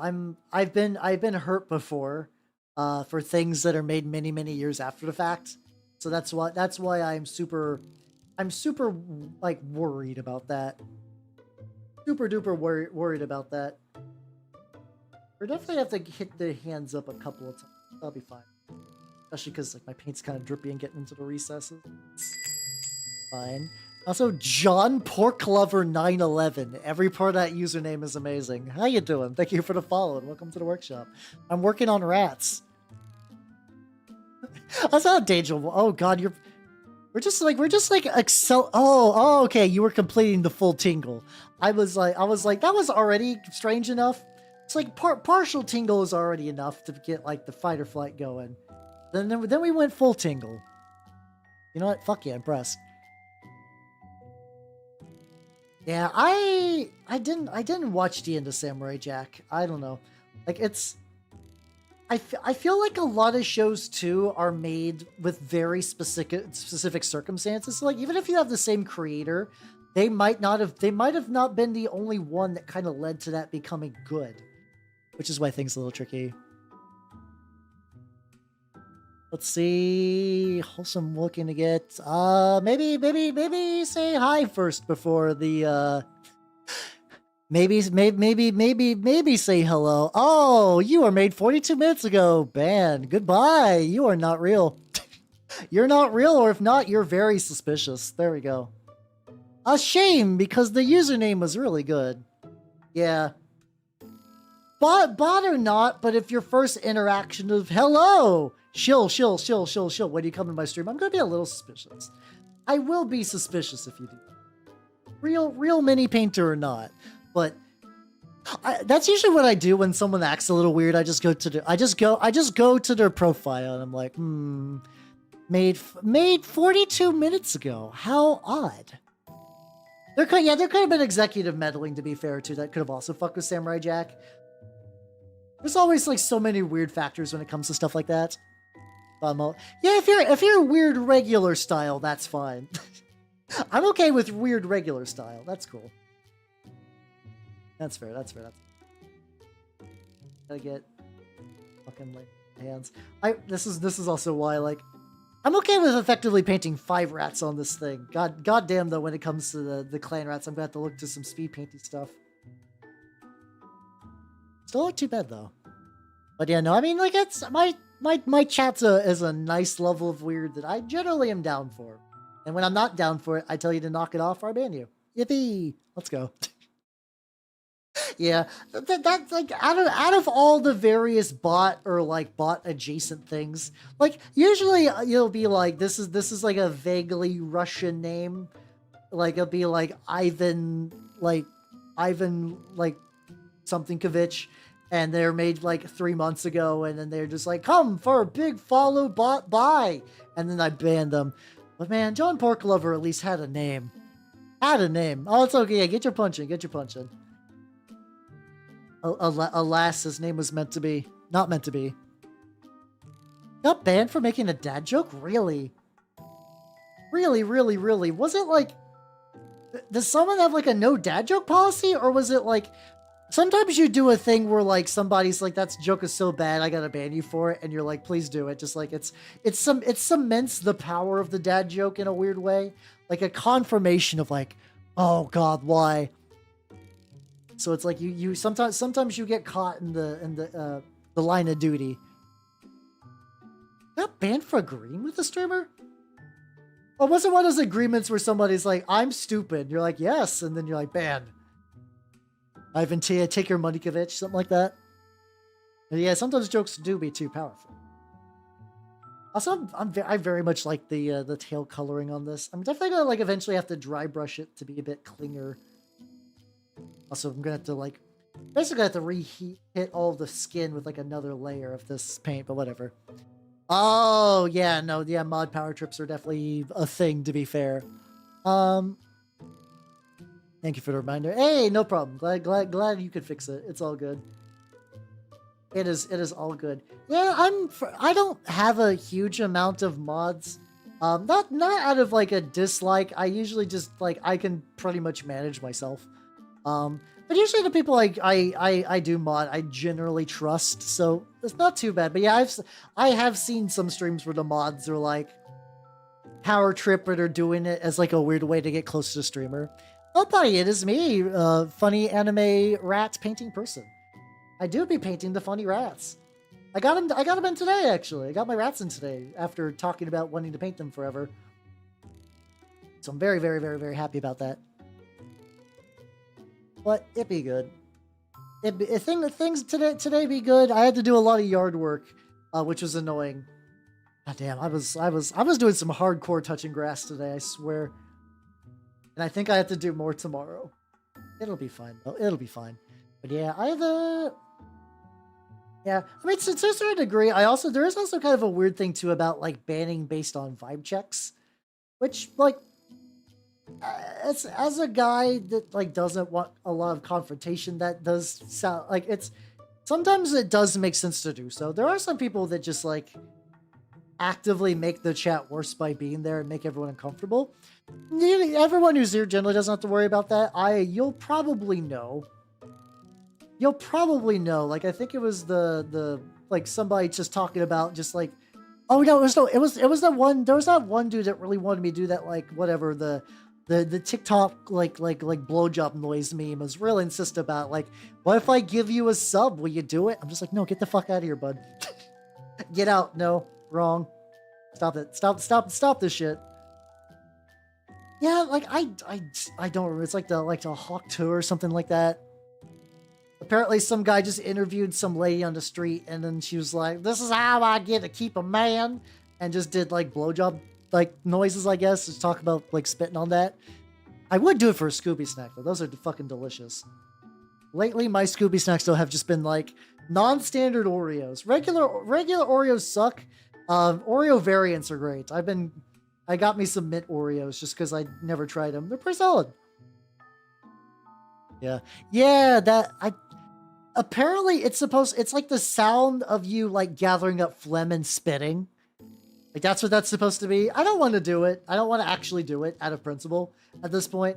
But yeah, that is the basis on that. It's not like a foreign thing. Yeah. Oh, I used to deep fry Oreos in college. A friend of mine, like one of my roommates, bought a deep fryer, and I did deep fry Oreos, and it was heaven. I don't have a deep fryer anymore though.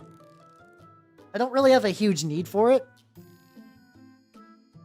Yeah, that's apparently the thing. Yeah, it was I like most of my knowledge of memes these days, I learn about it through other people or just like weird incidental exposure.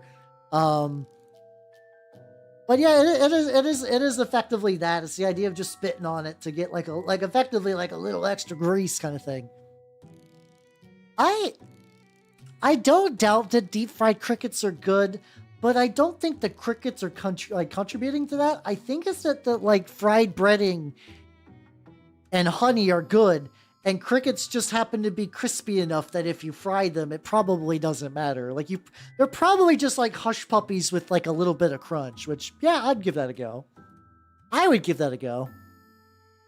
Yeah, I get a lot of my knowledge accidentally, legitimately. All my new knowledge of Zoomer memes and stuff has been just like through other people in the VTubing sphere finding out about it. And I'm just like, oh, no shit. It's got like a little leg I gotta get as well. I'll need to eventually settle on like fur colors as well, but I'll probably just deal with that later. I also imagine that this little dirt patch is not gonna stay there. Yeah, it's probably, I mean, like texture and protein probably. From what I understand, I have not eaten bugs before. Like outside the like, huh, did you know that basically like crab and stuff are basically bugs? And I get that. And that's why I don't have like any weird feelings about eating bugs, I guess, other than like eating maybe like mealworms and stuff like that. I don't see particularly enticing. But yeah, no, I've just never had them. Apparently they're like good nutritional value. So they taste like hot Cheetos. Oh, I believe that. But once again, it's one of those things. I think it's just the deep frying that's doing the heavy. You basically just deep fry anything that might be kind of healthy, and then you got a delicious snack. But it's 100% the deep fry doing the work. Crabs, they really are. Crabs are great. I do love crab though. I do love crab. Like I will basically eat most things. I'll at least give most things a try. My only real break-off points. Anything that's like I don't know. I won't do a century egg. Century eggs I think are neat conceptually, but they look revolting, and I have limits. But also anything that has like very visible animal parts. Like I don't mean like chicken. I mean like you eat this and it's like the you see like the animal's cold dead eyes looking back at you. Not super jazzed about that. Just move that away, you know? Like that fish that like when you hit it with the sauce, it reactivates its muscles and it begins to move. Don't want that. Nope. Not at all. Not a fan. Not a fan of zombie fish. Make me crabby. Nice. Well, like, oh, probably. Yeah, the like fermented weird. Yeah, I don't know. I guess if anything that's like weird and fermented, I'm a little iffy on. I'm a little iffy on thing. Oh yeah, the ball. Sorry, that's the one that has like the little baby chicks in the eggs. Yeah, no, not doing that. Not doing that shit. Not at all. Have I eaten pig feet? I'd probably give it a go. I'd probably give that a go. I know I've grew up in rural areas, so like pig cracklings and stuff aren't that unknown to me, I guess. His head was cut off. Took 3 guys. I would imagine that. You get that like kind of like death spasm muscle contracture stuff. Or also a lot of creatures are kind of like weirdly built where a lot of the brain is not the only thing doing a lot of the movement.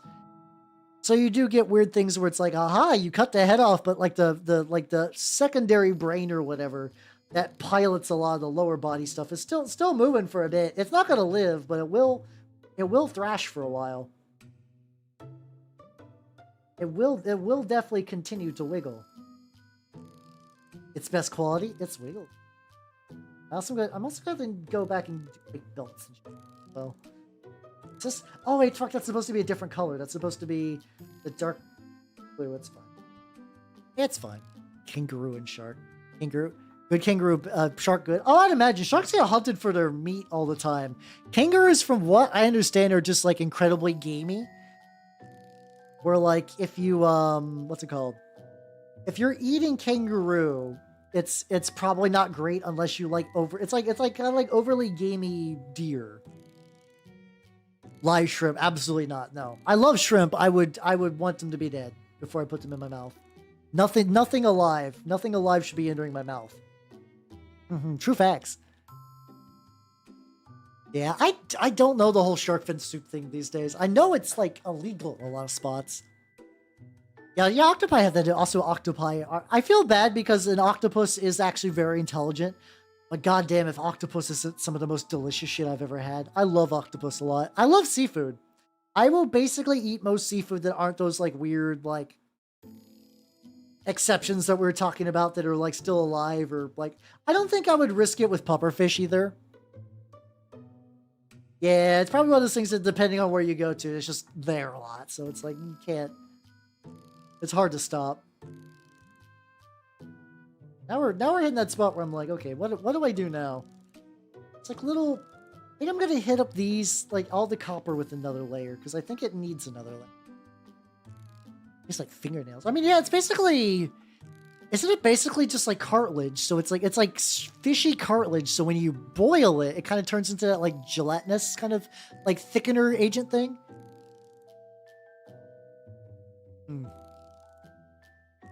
See, it drives me nuts because like some of my VTuber friends, Echo and Joru, both very nice people, both live in countries with really good seafood, both hate seafood, and it drives me fucking bananas. It drives me bananas. Guys live in the fucking like seafood capitals. Like, not the UK is like the most seafood, but like the fish and chips are famous for a reason. And you got some other nice stuff too. Jellied eels, though, I don't know how I feel about that. I love eel, but I don't want it jellied. Yeah, sure. Things like delicious fingernails. I guess I wonder if that means if you were to like boil fingernails a lot, if you could render it up into a soup. Now I'm hiccuping. What the fuck? There we go. Yeah, we're gonna give this another bit. This will kind of clear up a little bit of the innards, and then also there's a couple little bits where it just got like lightly coated. This will give it a more even stuff. Thank you for the hydrate. Thank you.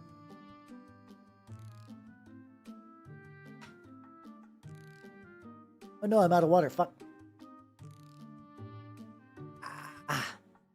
Sounds like, yeah, he's just like me for real, for real.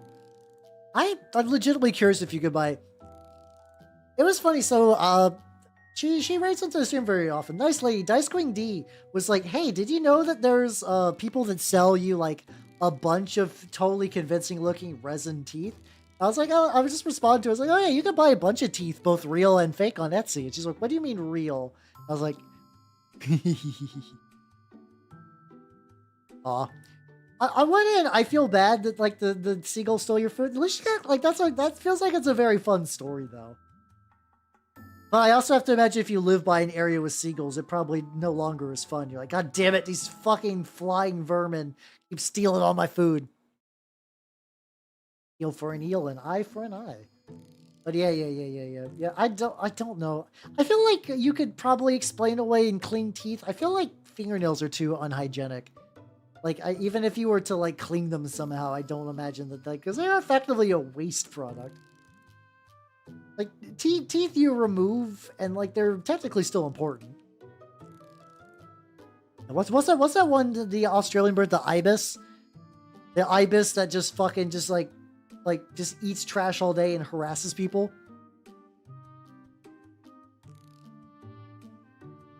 I don't know the logistics of teeth acquiring, so they might have like a legitimate channel for that to acquire the teeth, whereas a dentist might be like maybe if somebody brought home a tooth of theirs. Also, and Ice Phoenix, thank you for the follow. Welcome to the workshop. I got one of you in my collection. I have a high elf Ice Phoenix that I need to do something with one of these days. Kind of low on the list. I don't think I have nearly enough to run high elves in the old world, but I do got them. You got a couple chilling around. Yeah, just get pliers and you can acquire teeth from yourself or others. It's the it's the after part that's hard. The teeth getting is easy. How you doing? How you doing? I got the new SKAVENTIDE set. My wonderful sponsor. Now I am trying to work on it. I've gotten reasonable progress for, like, nearly 3 hours. Yeah, usually the police are not jazzed. I wonder if there is, like, a serial teeth... Because, like, every now and then you see the guy who's, like, a serial butt stabber. No high elves besides the Phoenix. Oh, to be fair, the high elf Phoenix is a very pretty model. It's a very good model. Like, mine's not that far away from where I could go grab it. Also, fuck yeah, it works at Empire. Let's go, let's go. In theory, I have a Chaos Warrior, the Old World army, but it is very, like, in pieces, and some of it was converted from my Age of Sigmar, Slaves to Darkness army, because a lot of them were Warhammer Fantasy models that were converted to Age of Sigmar, and then I back converted them, which is kind of like a whole elaborate bit of process fuckery. Now we gotta get all these like little bits. Oh, hey, dude, Mittens. Yeah, I got my rats in. I got my rats in literally today. And I'm trying to process everything in the box. I forgot that the box comes with terrain, actually. That was a nice little surprise. I don't know if it's terrain I will reasonably use, but I can show you guys, like, hold on. Let me rinse this brush out a little bit. I also want to grab my gold, because I think I'm going to make these this bulb gold. So they come with these, which are just like, these are not assembled. They're just like, just cut from the sprue. Like, you can see like mold lines and little stuff. But yeah, these are pretty cool, and they come with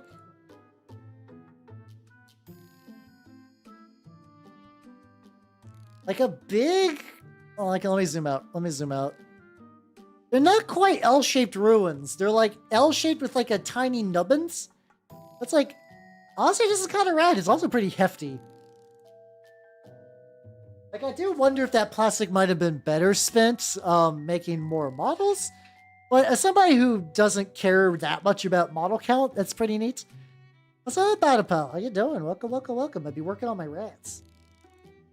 A couple little areas that need touch-ups in there. It does seem pretty nice. As somebody who is currently trying to get more terrain out of my stuff as of late, I just think having the option to have it is kind of cool. And I do imagine this is good for, like, really beginners that have, like, nothing. I think that's a really smart thing to do. Mind you, Games Workshop will eventually probably try to sell more that's going to be, like, $1 billion and they'll never afford them. But, whatever.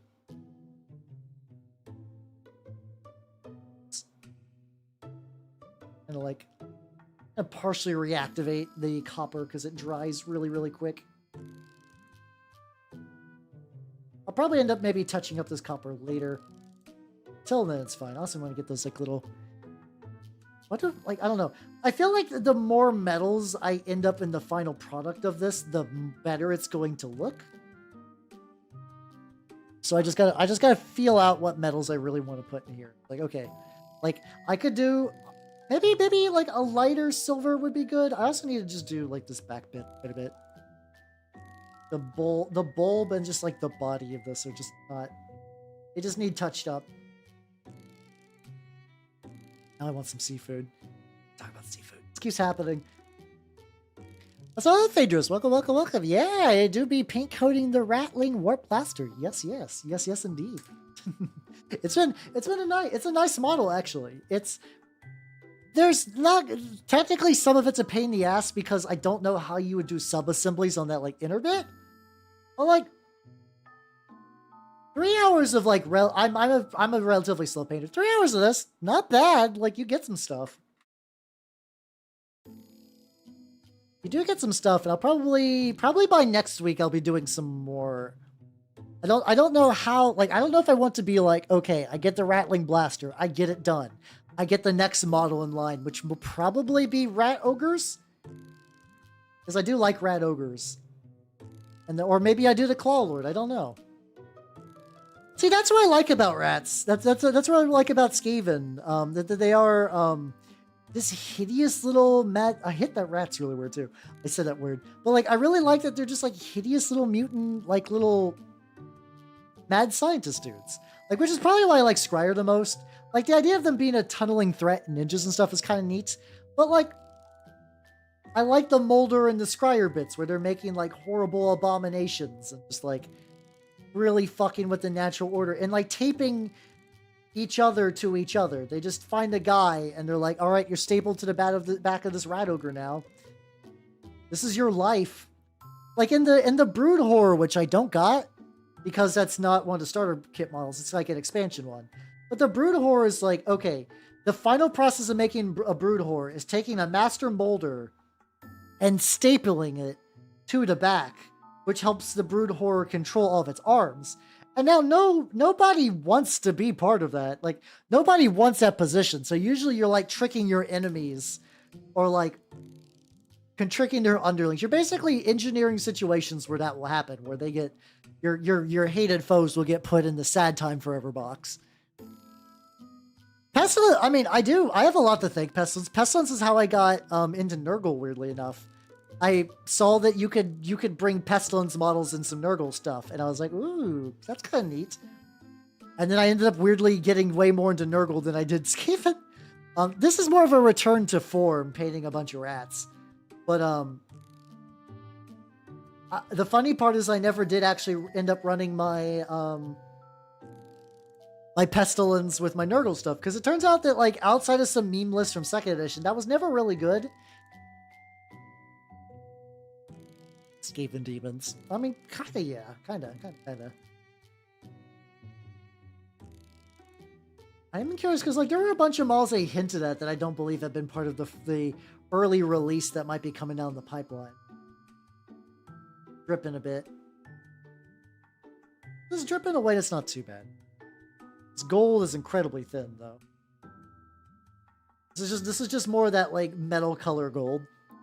I do kind of like it a lot. Hold on.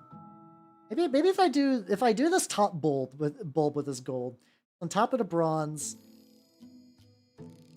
It's not shaky enough, maybe? Maybe. Yeah, let me shake this a bit more. Oh, there we go. 1,000. Yeah, actually, honestly, a lot like the Thousand Suns Hellbrute. I didn't find out about the lore behind the Hellbrute for Thousand Suns because everybody knows, like, or for people who know Warhammer stuff, you know that the Thousand Suns, most of them are rubric marines, where they are just dudes trapped in armor led by sorcerers. But the Hellbrute is a model that's basically shared through a lot of chaos. Basically, like, every chaos army in 40k has a Hellbrute because it's their Dreadnought variant. And you're like, but the Hellbrute's very fleshy. How does that work? And the lore behind those is that every now and then they'll be like, you sorcerer from another legion. Like let's say they find someone from Word Bears. They're like, you are a promising sorcerer. We members of the not Alpha Legion, the Thousand Suns, believe you would be a good fit for us. You're going to get, like, unlimited power and legions if you follow our lead. And they're like, oh, okay. And they get led into a Hellbrute, into, like, they basically find somebody to trick them into the Hellbrute, and then they're just stuck in the Hellbrute forever, screaming horribly. They're pissed because they got tricked, and also, like, nobody wants to be in a Hellbrute. Like, in Space Marines, no one really wants to be in a Dreadnought. It's bad. But, like, Dreadnoughts are, like, a necessary evil. You don't want to be put into one. But it's more of like you're just kind of kept on standby. It's an honor. Hellbrutes suck. You basically get, like, you're stuck in torture pain forever.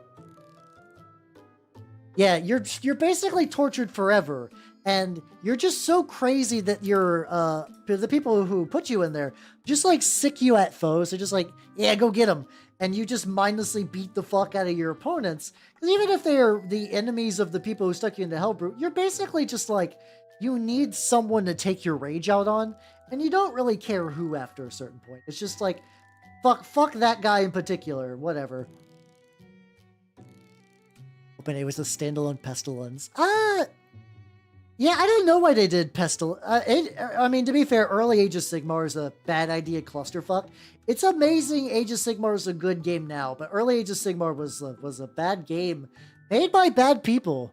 Yeah, you try to go for the unlimited power, and then you get fucked up. Most fucked up shit, I do declare. But yeah, no, it's 6 rat ogres all with different heads. Oh, jelly. I am excited for the rat ogres in this box though, because I like the idea of rat ogres, but prior to this, the only ones that were good were the Island of Blood, and they were basically put into the Warhammer Disney vaults forever. What is that? I guess that's just part of his robes.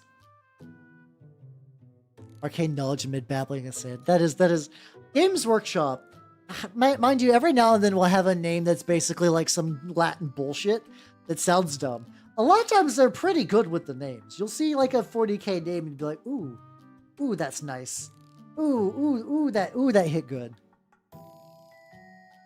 Yeah, a lot of people like I've been hearing like little bits of like people reviewing the new edition. I have not looked super hard into it, but I got as part of this set, I got the rule book, so I can be looking a bit more. People seem to like it. Like it's trying to do what the 10th edition 40k did, where you like it's simplified. It's removing a lot of the cruft that wasn't necessary, but it seems like it was done well here. For the most part, I've seen people been pretty jazzed. I'm sure there's probably some like real head scratchers and stuff that's going to get errata and just like, you know, usual G-dubs tomfoolery, but whatever. Overall, I've seen a very positive reception. Rush hour traffic. Just, oh god, rush hour, being stuck in rush hour traffic forever sounds like hell. Would not want that. We got a thicker tube. I'll do it another. What color tube do I want? Let's go back on the bottom, guys. There is kind of like, there's been sort of a weird, like, I don't think it's true, but the joke idea of like 40k being the beta tester for Age of Sigmar has been like, it's like, I think overall, like, second edition first edition Age of Sigmar was a mistake and everyone knows it. But second edition was reasonably solid, especially later into its life. Third edition had a bit of a rough start, but people generally like it. And people generally like the fourth edition of Age of Sigmar. Like, it's been going, like, the little bit people have seen so far, they seem to enjoy it. A couple of, like, feet on the back I didn't get, which is what I was looking for. Which, also, mind you, some of that's because I don't think Age of Sigmar needs to carry the baggage around. Like, it has some rules differently. Like, you don't have to deal with the whole, like, weapon toughness system of 40k, which, like, I understand why some people might like it, because every now and then, like, it does give a little bit more granularity where, like, a tough unit and, like, a unit that's, like, weak chaff have, like, a way stronger mechanical difference in Age of Sigmar. For Age of Sigmar, wounding is put on the model. Like, you don't have to do a strength versus toughness chart comparison. You just have a wounding value on the model itself. So yeah, it's like, I get the lore idea, but it does add a lot of extra steps. But because that's like part of 40k, they're probably pretty reticent to remove it. Like 10th edition and like 8th edition removed a lot of stuff from 40k, but they still kept that, which is kind of like, eh. I have only gotten to play Age of Sigmar in the 2nd edition, to be fair. That was the time Age of Sigmar 3rd edition came out during COVID, and that was just kind of like out of my ability to really play games. So sort of in the same way that 9th edition 40k was very much like a 8th edition, but different, but also COVID stymied a lot of it. Get a little bit behind there. The robes. Oh, gotcha. This field model. Oh yeah, no, they really do. You do get some weird stuff every now and then where you do got like, what are you? I'm Nagash. What is shooting at Nagash? You know, just like a bunch of guys with rifles. It's like some cities of Sigmar dudes. They are protecting their thing, and like usually, I mean, Nagash will kill the fuck out of them. Absolutely, because the Nagash model is. I kind of one of these days I kind of would like the Nagash model, even though my only death army in theory is Flesh Eater Quartz, and I say in theory because G-dubs is once again supply line issues means that I have not gotten my Flesh Eater Quartz box in fucking G-dubs. Goddamn, it's a very nice big flashy model though. But yeah, in like a general, the rules are pretty solid. It's like one of those things that like if you what's it called? If you were willing to give it a chance from fantasy, you'll find that there's a lot of good mechanical stuff going on there. Oh, yeah. Because, like, everything about first edition Age of Sigmar is baffling. Like, it's because, like, they identified a very legitimate problem. A very, very legitimate problem where, like, there was a lot of weird, complex bullshit required to play Warhammer Fantasy. And they swung too far in the opposite direction. Or like the whole like, oh, you're like, if you got the pointy mustache, you get an extra +1. We don't have points. Models didn't have points for a while, just to give you a really idea of how weird they went with it. And the General's Handbook was basically like, oh shit, we should make a war game. Oh no! Which is odd. I would love to do the idea of the original Nagash model and just put him on a really big scenic base and just run him as Nagash. Oh, Pubby. Or Pup Kobe. I called you, combined your name to Pubby. Hello, Pup Kobe. Welcome, welcome, welcome. Yeah, we're talking about Age of Sigmar, how it's like come pretty far. Yeah, I think it's because 2nd edition got to be a war game from the beginning instead of trying to bolt a war game onto a very weird framework. Like that's when they were like, oh shit, we can actually like it's a war game now. And like there's some other decisions. Like I still understand Stormcast. Which is weird because like I own a bunch of Stormcast just by getting some starter sets, and they're not my favorite. And I only started liking my Stormcast models because I paint them in a very atypical way. I think it was wound count. I think they did wound count because of bigger models that were multi-wound. But that was really about it as far as balancing went. Yeah, like the new Stormcast plus painting them in my usual color scheme, which is just like... So, my Minotaurs were painted based off of how I painted my Stormcast, you know? Yeah, and I also understand, like I get the idea of trying to sell an army that's a lot like Marines. I get that. Really, the big thing is that, like, there's still an interview on Goonhammer where they interviewed one of the guys behind it, and he had some reasonable arguments. And it's the same ones that I've heard for why Primaris came around. The quote-unquote starter good guy normal army for Warhammer Fantasy was the Empire. Painting the Empire was a pain in the dick. You have, like, fucking Landshrek legs and human skin and a bunch of stuff. Stormcast, I got the Space Marine thing. Not a lot of exposed skin. You can kind of paint them one color. It is easier for new people. I get shit like that. And I also get why they did Primaris Marines. Like, and like people say like, why they should have just made true scale Marines. And I as a person would like that more. The idea of like, hey, what's a tactical squad for a Space Marine look like? It is a bunch of guys with like a bunch of different weapons. What weapons should you put on your tactical squad as a new player? Get fucked, idiot. Like, that's really about it. Round do I want to use for I should pick up more. Oh wait, I got burnt umber. Like, that's like a nice darker brown. And also a lot of the kits were getting more and more ornate. So you would have a Space Marine, and you'd have a Space Marine with a bunch of gribblies on it, which was hard. Now, do I give a shit? I still think people wanted true scale Marines forever. People really did. It's funny. Go back to 2010, 2011. Look up conversions for true scale Marines. People were putting plastic tubing into the legs of their Marines with green stuff in order to extend the length of their legs. I also think I'm just going to make all their fur brown. I've also seen people even now do what I've seen called like lanky scale, or eventually people are using Stormcast legs, just the newer, thinner legs on Space Marine bodies, and it looks pretty good. I'm not gonna lie, the legs will look a bit more like armory, like fantasy armory compared to a Space Marine. What's that, Argon? Welcome. Yeah, we doing rats. Heightened surgeries. Oh yeah, people do that now. They'll just sever your legs and stretch things out. And I can't. I have to imagine that it makes you a weird effectively you just stop functioning very well because you effectively have to relearn how to walk.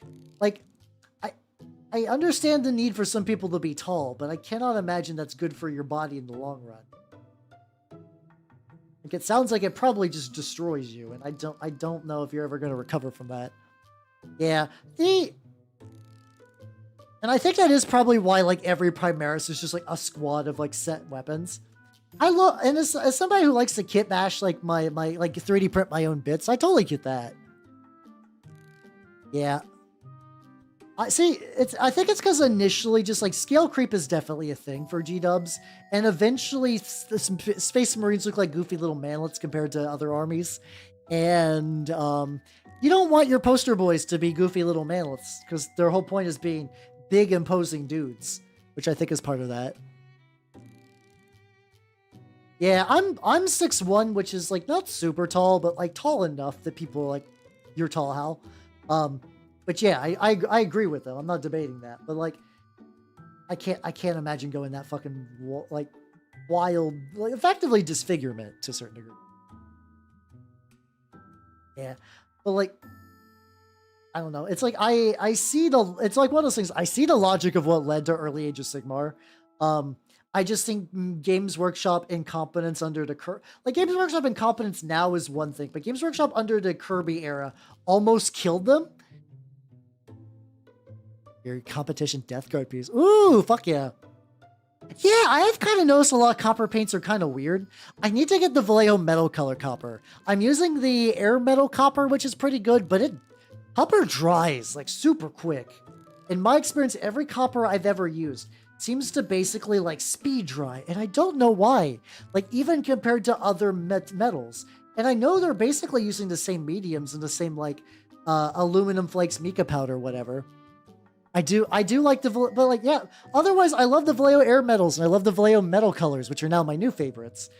And I even like the Pro Acryl has like a pretty solid metal range, but it still fucking blows for copper, especially. And I do also do a lot of copper on my Death Guard. I do copper trim, even though I do purple instead of like green and whatever. Yeah, maybe it's just like, that is a funny thing is that like there are certain ways pigments behave. Certain like going to like, you know, the usual like yellow and white's hard to paint. That is just a property of the pigments that make them up, which is just kind of funny. Cheetah was just roleplay as the Imperium. Kinda, yeah.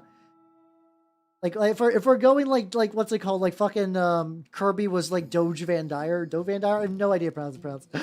You know, I guessed, but my body was trying to do a hiccup. Like I felt that urge of like, you know, when you're like, you feel a hiccup coming, I let out for the hiccup and I didn't hiccup. I went, which is new. That's never happened before. I kind of like it. It's kind of nice.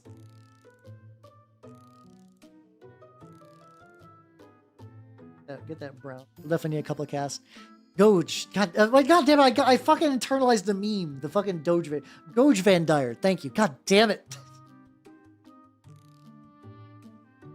I do watch Adric, which is definitely where that infiltrated my brain, but fuck. Oh yeah. The Pro Acryl White has been very, very good. I also like doing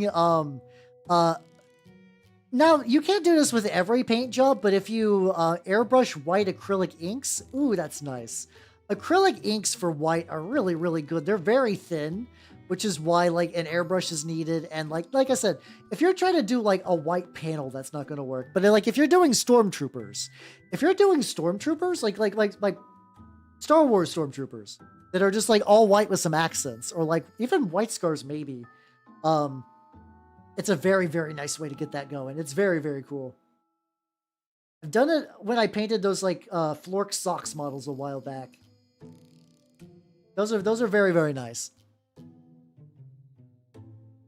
Yeah, I think it's like 5.6 is the average, and like even the US, I think the average is like 5.9. So I'm definitely above average. I have been oftentimes I get asked by people in grocery stores to get things down, or like stores. Jimmy Space 40K, what the fuck is that?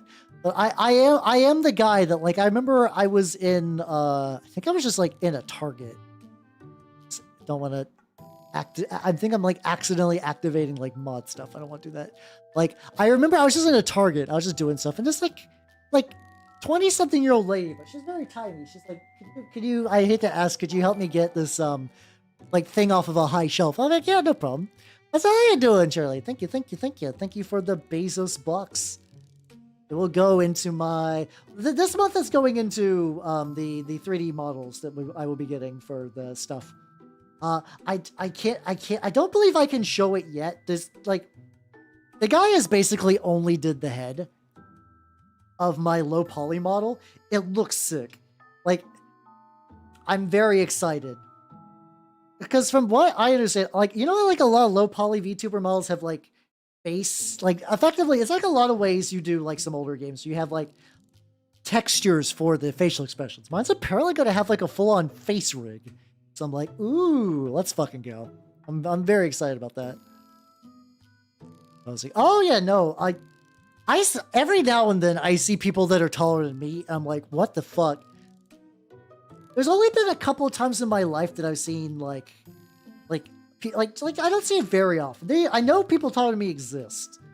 I'm always just like, what the fuck? How? It's just such a rare treat that I see. It's like I can see why people are scared of tall people. I do get it. The fuck am I gonna do that like undershirt? I have to imagine a couple of bits of this model I might pick away at off stream, which that's fine. It's just get some of the little recesses and whatnot. Shouldn't be too bad, I think. And like, I'm already tall, what the fuck?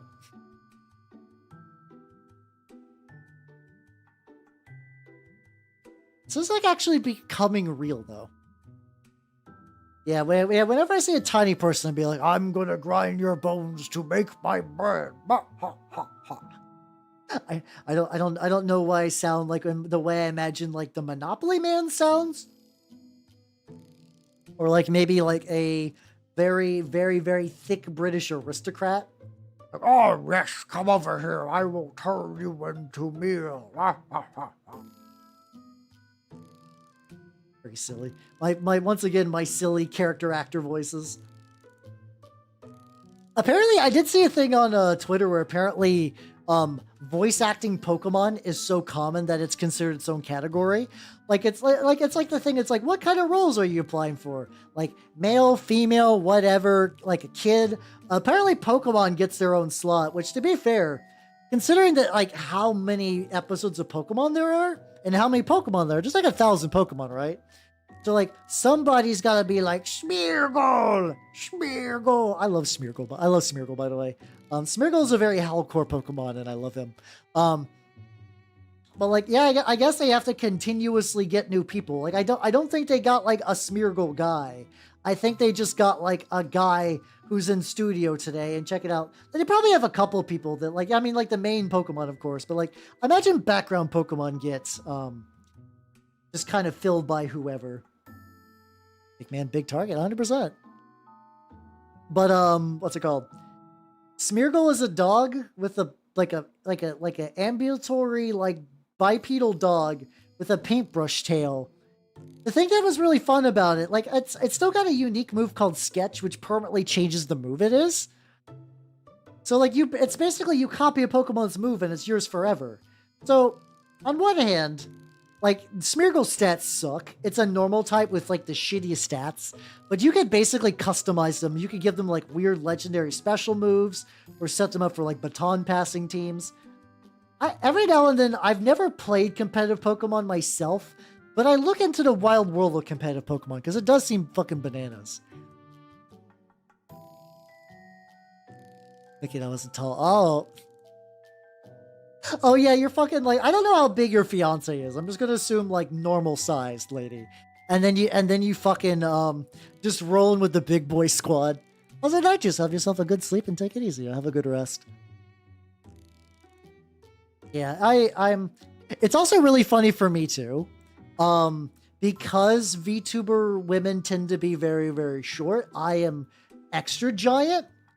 Like, we're talking about a hobby where I unironically know somebody who's like 4'3". Yeah, I've never actually competed myself, but like I look into it because like on paper the idea seems neat, but like have you like there are videos to describe what you have to go into. Like I think being a competitive Pokemon guy who does it through Smogon is fine. Because what do? You just use a simulator. And that sounds fine. That's totally acceptable because it's like, you want to try a bunch of Pokemon. If you want to do official shit, now, I don't think I'm dry brushing tonight. I'm just grabbing the panel just to sit on my leg. If you want to do like a fucking like official Pokemon tournament, you have to be insane. Where you have to like buy 8 games, try to grind for a Pokemon with a specific type. Like I understand the time investment of EVs and IVs. I get that. That's fine. That's kind of like time wasting bullshit. But like, there might be a specific Pokemon that has a specific move that is only available in an older version of the game that you could still transfer. So like, you have to like buy the older version of the game and then get the Pokemon and then transfer it and then breed the move into a Pokemon that has their correct type. It sounds fucking wild. Oh man, apparently all my chat's filled with just large lads. Fuck yeah, let's go. I'm sure we got some dainty small people in my chat, but like you saw me in my massive height from across Twitch, and you're like, ah yes, where my people go, and as everyone just went 3, 5, 4, 5 as they just like huddled their way to my stream. Fuck yeah, let's go. The funny thing is 5'6" is like it's either regular size for a lady or like still pretty tall. Either way, that's not that short for someone like that. Yeah, you eventually just tall people just get together. We feel it. We feel it. We feel our bones, or for me, my jellies, my tall jellies. But yeah, I wish I had a big novelty horn. Like, I want a horn that is made of a horn that I could sound. I would love that. It's just kind of like another, like, there's like always just like kind of cosplay things I would really like. I've been looking into cosplay stuff a little bit more because, so I'm probably going to go to MagFest next year. Which maybe now that I know that I'm potentially going early, I might set up like a little meet and greet thing for anyone that would want to do that. And I know I was talking about the whole being like really private stuff like that. I think I see some VTubers do that at cons, and that seems kind of nice. That sounds kind of fun. I might be willing to like throw aside my usual brainworms to get something like that going. I was like, I still would like to do like something cosplay-y because I didn't cosplay for the last MagFest. Because it was just kind of like an ad hoc, like, in, like, fucking... I don't remember when Sasha was like, Hal, you should go to MagFest. It's, like, really close to where you're at. I'm like, oh, shit. I didn't know when that was, but it was definitely very, very late in there. Listen, it's if you're a big dude, it's just like that. It's fine. Yeah, oh, God, yeah. I'm weird at that, like, I'm a tall dude, but I like a small car. Like, I don't know. I don't need me a giant truck because a lot of times I'm just moving around in a city and I don't want to, like, waste all the gas. However, I basically fold into that motherfucker. Like, I clown car into my own car. Like, people would just see me just basically, like, a cord and go, like, burp, burp, burp, burp, just sliding in my own car like that. It's gotta be really, really silly. A bike horn for my adult trike. I mean, why not? Fuck it. There's probably still a good use to have like a horn for safety reasons, but like I just want a big like Viking horn that'd be like, oh man, oh fuck, I should do that. That's what I was thinking about, like getting at least like a helmet or something. I don't know. I'll find some way. Like I keep thinking about like a tokusatsu helmet would be kind of nice. It's just like something for that. Just like a tokusatsu helmet would be like pretty low commitment. I've been looking up like apparently you just need to like get a template or like something close to a template and you cut it into like the type of foam they use for like yoga mats. Yeah, you just kind of yoga mat it in. And that gives you a pretty durable and flexible foam. And you you need a specific type of glue that I don't have. But there's like a kind of glue that dries flexible, which yes. Yeah, the EVA foam. Yeah. I was like, no, that doesn't sound too bad. I mean, Mind you, that's a whole skill set. Yeah, exactly. Okay, so yeah, you're well aware of what I need. Stuff like that, yeah. I would need to look into playing around with that a bit. Oh yeah, no, that would explain it. I also think it'd be fun just to have a full-on Skaven suit, but I also don't know. I'm probably taking the train again, so I need whatever I can bring with me to be like portable. Yeah, no one wants to fuck with a tall person, which is pretty great. I like, for the most part, like I've lived in areas where the ceiling is narrow and you get a lot of ceiling bonks. That sucks. Growing up, hey, my fellow tall people, do you too have family that says, wow, you're a big tall boy. You should play basketball. Oh God. Oh, the fucking you should play basketball was so much. And like, here's the thing, everybody. You're going to be surprised. I'm bad at sports. Whoa, shocker, Warhammer boy, not good at sport. Terrible at basketball. I have zero coordination. I have the worst coordination. When I would be invited to play basketball, my primary contribution to the team was being so tall that I could just block incoming shots. I was effectively a basketball goalie. Which is not what you really want on your team, but that was about the only way I can contribute. I don't need to jump, though. I could just fucking, like, not dunk it, mind you, but, like, if I could actually throw a shot, well, it wasn't that far off of my, like, height. Give me a quick sec. His magic is bad, so I know, right? Once again, I don't mean to surprise everybody with this knowledge that weird Dorcas Vtuber man, not good at sport. Whoa, big if true, Dorcas man. Guess it was hockey because I'm barrel chested. Oh, that would make sense though. I feel like as someone like asking you to play hockey though, like hockey is such a like wild sport. Like it seems neat to watch, but I have to imagine anyone who plays hockey is just like brain damage. And I don't mean that like, you enjoy a bad sport, as in like, damn, that sport is brutal. Like I have to imagine everybody's just rocking, just like absolute, just like killer head injuries at all times. So I'm out of water, so this is gonna be really quick. I can feel my throat getting scratchy if I don't, so I'll be right back. Wait, that's the Nanners fan club. Fuck. Oh, there we go. I'm gonna hit this. Hey, it's my snake. BRB. Not Nanners time, not yet.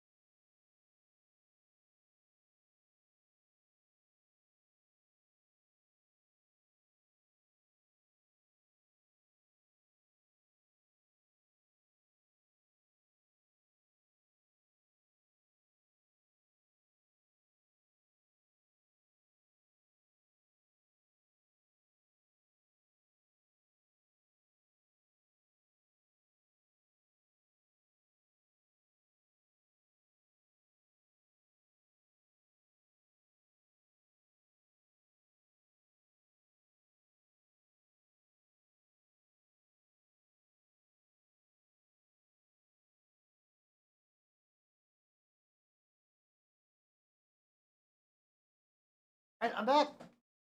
Sorry for the wait.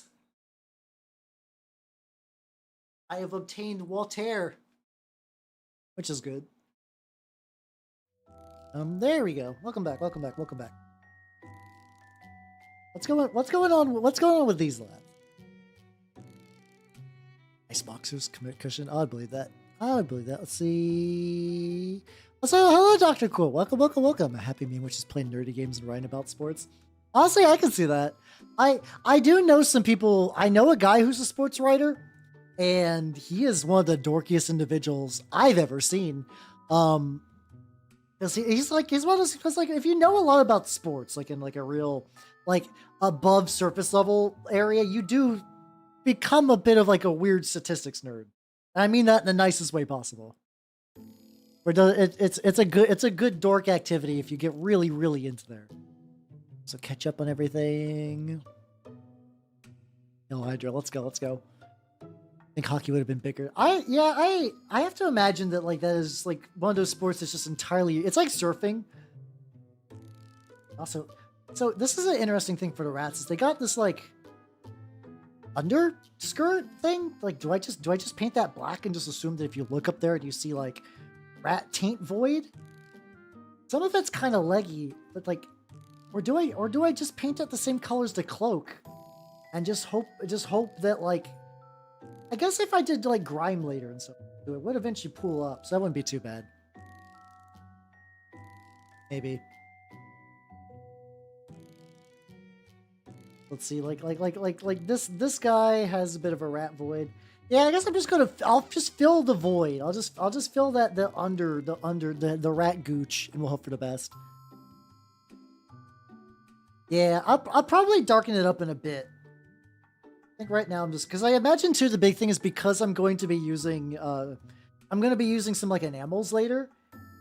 My hope is that eventually the enamels will just like catch into those like little areas and ooh, oh yeah, this guy's like one bottom side is not showing great. This is why I'm hitting all the angles. Let's go. Yeah, I'll probably just because like eventually that stuff does kind of pool, and like that will darken things. I did also get some, I don't know, I'm still pretty good on the Goon's Grime for some stuff, but I did get some more AK enamels. I got like an enamel rust, which I want to try out, mostly for terrain. I actually think the enamel rust will be really, really good, because I got that like, hey, do you guys remember a long time ago when G-Dubs released that like Mechanicus pipe set? I got that like a while ago. I think it was for sale at my local shop. So I just picked up that pipe set just to be like, terrain. And I have that primed black. I forgot I had it because I left that at a friend's house. And I tried to get them to play war games. And I came back and like when I was there, I was just like looking through his stuff. I'm like, oh shit, I still have that. And I just took it home and I was like, maybe that'd be fun to like do like a quick and dirty metal with some like enamel rust to really make it pop.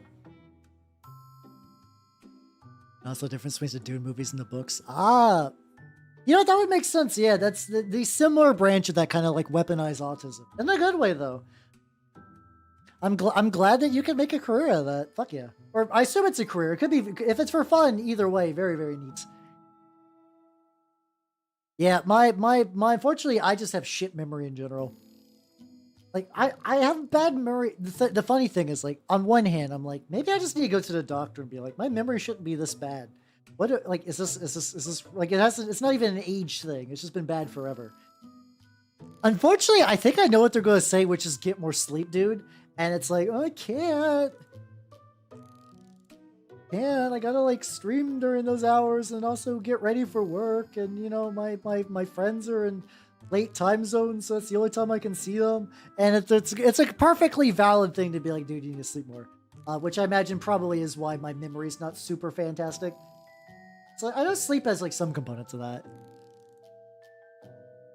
Oh God, you mean you said that. I was like, oh, like, how you doing? Like, Steve, I heard you say that. Like, I processed it, and my first thought was just like straight up of is that cloth or is that more fur? I think it's more fur.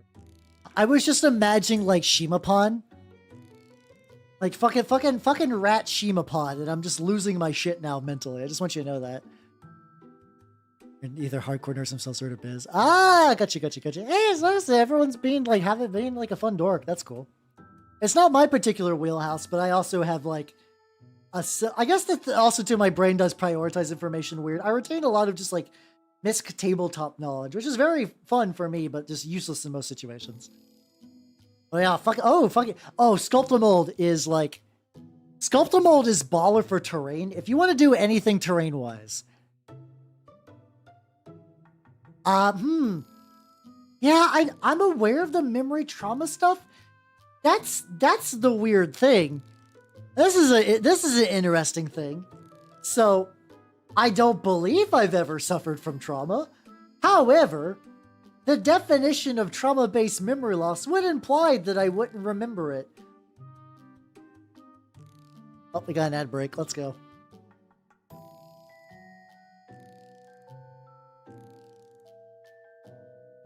Let's go. Let me see. Stretch.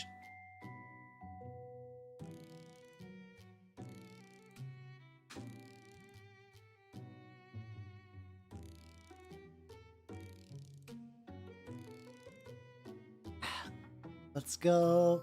All right, I'm back. So yeah, the idea that like if there was a weird bit of trauma fucking up my ability to remember, on one hand I would be like, let's pull that band-aid off. I want to be able to remember things more, but it's like, oh no, I should have kept the horrors buried. Everything's bad. Everything sucks. Oh no. I don't know. That's an interesting thought exercise for my own brain. How you doing, Chongos? Welcome. Yeah. I basically just started painting these guys today. I have a lot of little bits to keep doing, but like, hey, you know, like,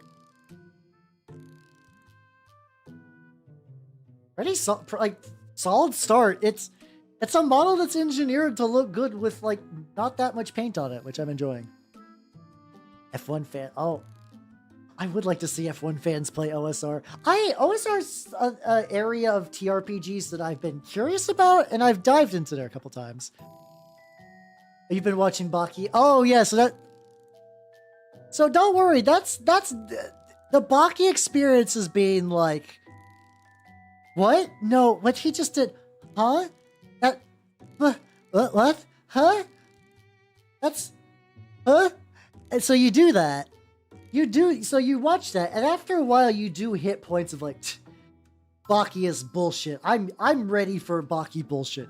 And then they just keep upping the ante, and you're like, but what? And at least as far as I'm aware, that never stops. Baki, to its credit, knows how to one-up itself basically constantly. It never stops. Yeah.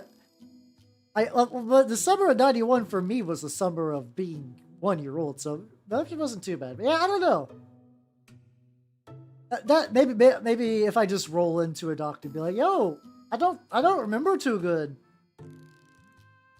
It also could be like this. I have like a not that bad memory, and I'm just surrounded. I am surrounded. Like, have you ever seen those people that can like remember, like a person they talked to once, like 13 years ago? I know a lot of people like that. And like, I'm the kind of person, if you introduce me to a crowd of 5 people and I don't recall, like, if I don't immediately say their names, I won't remember their names. Yeah, I've read all the way before the Musashi arc. That is where I got off the Baki ride, and I would like to get back on the Baki ride. I just need to like really find the strength within myself to start reading manga in the morning again. Because that's what I would do for a while. I would wake up on the weekends, and I'd be like, oh god, I don't feel like getting out of bed. And hey, if you're ever like, I would like to really catch up on my manga, get a tablet. Tablets are so good for manga. Holy shit. Tablets are like I used to read manga on the PC. It's not bad. Tablets really kick it to a whole nother level, though. You can just like cozy read, and it will like bookmark your, like, it's so good. It's so good. But yeah. Baki good. Baki good. God, I need to get so much. so much. There's so many shows too. Like I was talking earlier that like I know I will like Twin Peaks. Everything I've heard about David Lynch makes it sound like he's a fucking. I think I kind of mentioned too, where like I like the idea of like just the weird guy Artur Visionary. Like I still like Kojima. I think Kojima as a man is a very funny individual. And I not to say that like compare them like fame wise or whatever. I feel like they kind of got like similar weird impulses, and I'm kind of here for it. Everything I know about David Lynch roughly fits into that similar level of just like I've heard stuff to the degree that like Twin Peaks did well enough that when like David Lynch was like getting the 3rd season, he basically was like, I get full creative control, and they're like, you got it, bud. And he's like, haha, oh, you don't understand what you've let me do. Which is why I think apparently from what I hear that the 3rd season, which should be bad by all accounts, because like a sequel series set like decades after the original show, that's the kind of stuff that I don't like. But I understand he's making it work. It's good for him. Good for fucking him, you know? I want to know. It's like little stomach. Okay, I got like a decent amount of I'm making good rat progress.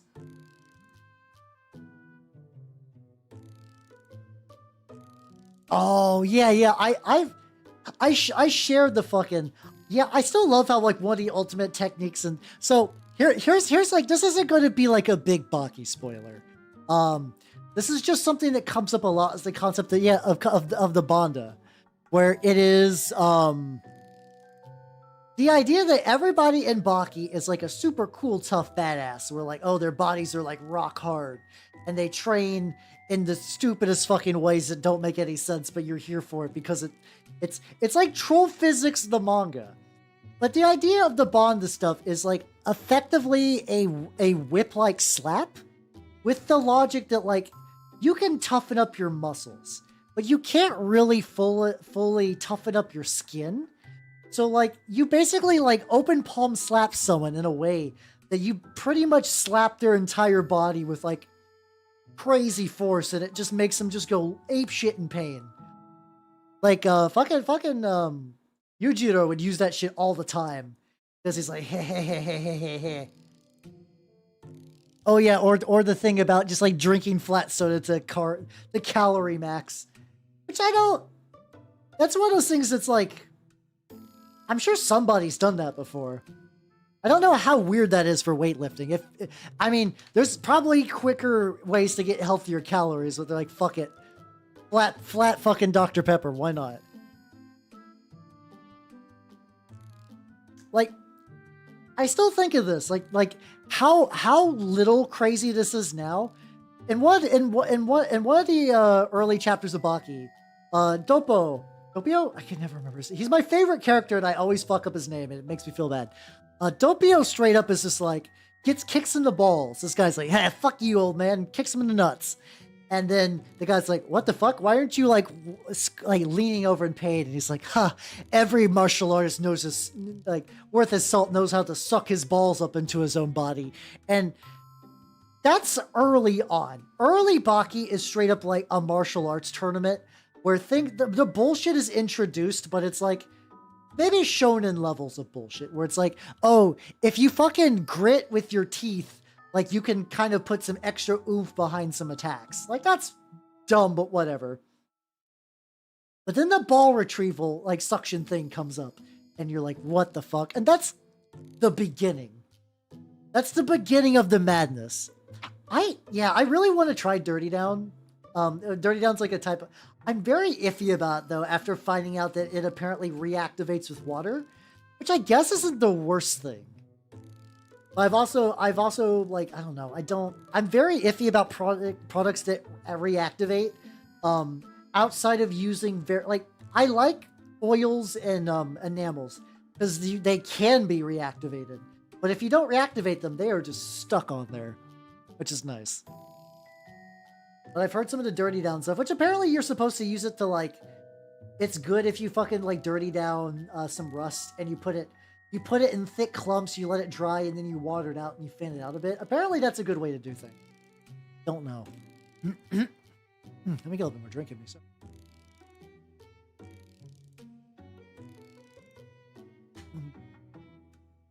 I gotta be careful with my throat, apparently. Like, not... like, not me personally, necessarily. I've seen... Apparently, just, like, a lot of VTubers are just, like, getting, like, real, like, fucked up throat stuff lately. I'm not... Would not be jazzed to join them in that. I did... So, I do own Noosh. I've tried it, like, once. It seems neat. I think the tricky thing with a lot of Noosh is that I just haven't found the real, like... I'm both simultaneously getting into, like, try to get into Noosh, but also I've been getting into enamels.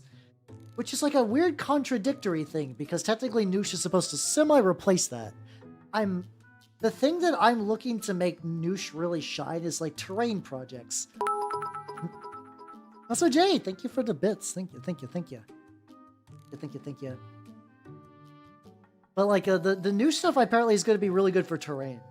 So, like, cause like, I don't want to spend, like, a whole bunch of, I don't want to spend a whole bunch of oils. I don't want to spend a whole bunch of enamels. I got acrylics out the ass, and if I still want to do that kind of weathered effect. I think it was, like, the Artist Opus guy did, like, a really good Noosh video where he just took, like, a panel screen. Like, he, like a Warhammer terrain panel. And ran it with, Noosh over the stuff.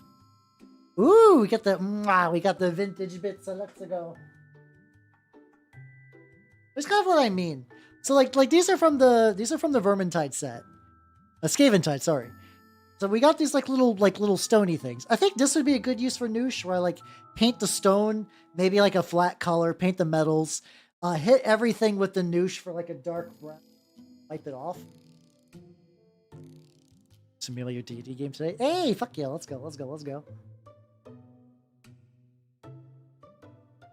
Problem is, it's probably gonna be a while before I do the terrain. Yeah, I guess if that's like the very last thing, I do like that if you go to like the Dirty Down site and you look at their examples. I think I just saw an example that was just an entire Plague Marine covered in Dirty Down rust. And on one hand, there is that kind of like. There is that kind of impulse as a Death Guard person where you're like, well, fuck it, why don't you just cover everything in, like, dirt effects? He's like they are supposed to be dirty, but you do kind of want, like, a little bit of variation. It did kind of look good, though. I think it's just because the Dirty Down rust is so good, they're like, oh, no shit, that actually looks kind of nice. Baki or JoJo? I am going to say Baki. Now, with the caveat that I have not really watched much JoJo past part 3. I know JoJo stand powers get kind of wacky. However, Baki is insane. Like, I've kind of joked, but before I started reading it, I heard, like, there's a kind of implication among people like, whoa, JoJo's fucking wild. And I think it's died down a little bit ever since JoJo kind of more hit the mainstream than it used to. Because it used to just have, like, JoJo fans that were just kind of, like, back when, like, Dwayne was, like, the only real way that you could read JoJo. And now it's, like, a pillar of the Western anime fan base, so it's not even that big of a deal. I'm sure some of the later stand powers get kind of wild, like King Crimson and whatnot. However, everything in Baki is insane. Like I said, it's... The thing about Baki is, like... There's, like, some supernatural elements in Baki, but, like, JoJo off the bat is, like, stands are magic. Stands are magical powers. You have magical stand powers. That's fine. That doesn't make JoJo bad. That just means that, like, magic is at play. Baki postulates that it takes place in the real world. Like, Baki's belief that it's like, no, this is real life. A training will let you, like... This is a series where they unfreeze a caveman who was also around during the dinosaurs, and it plays completely straight, and that's not even that weird. It is literally troll physics. It's all troll physics, and it's so good. How you doing? I'm doing great, Vig. I've been working on these. Yeah. I mean, it took a couple of seasons for them, like, the stands to show up and then get real crazy. But Baki is, like... So the very first arc of Baki is just, like, you get to learn about Baki a little bit. Because it's odd in that Baki effectively takes place more or less in media res and a tournament. The very first, like, bit of Baki is, like, he's at a tournament. Was it? I don't know. Just, like, a really good tournament. There's, like, not, like a... Most of the series of Baki takes place in an underground, like, kind of, like, Fight Club style tournament. But that one was, like, the one that Baki was in was a legit one. Where it's just, like, yeah, it was like, there's legitimate karate people trying to join this. And, God, fucking Baki's wild. Oh God, I wish, I'm trying to think if I'm kind of surprised there's not, hold on. Is there a Baki video game? I legitimately don't know.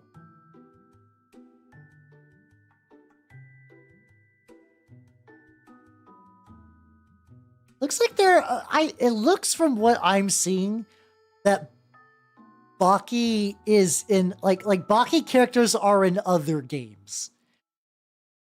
I might double check though.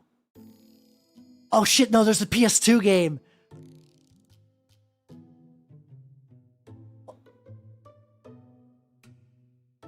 Hold on. Typing Grappler Baki is a browser game on Nico Nico.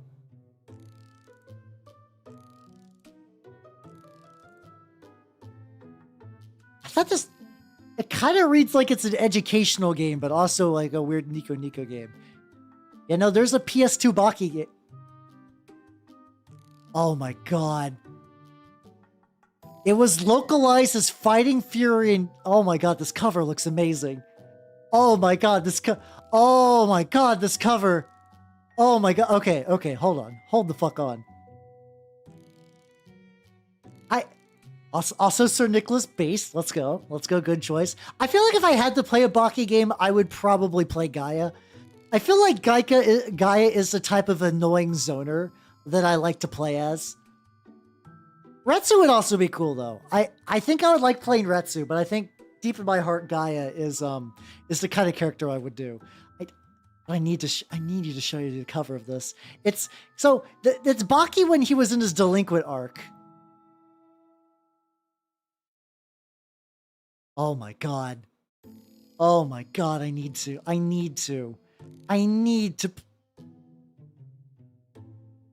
Guys, listen.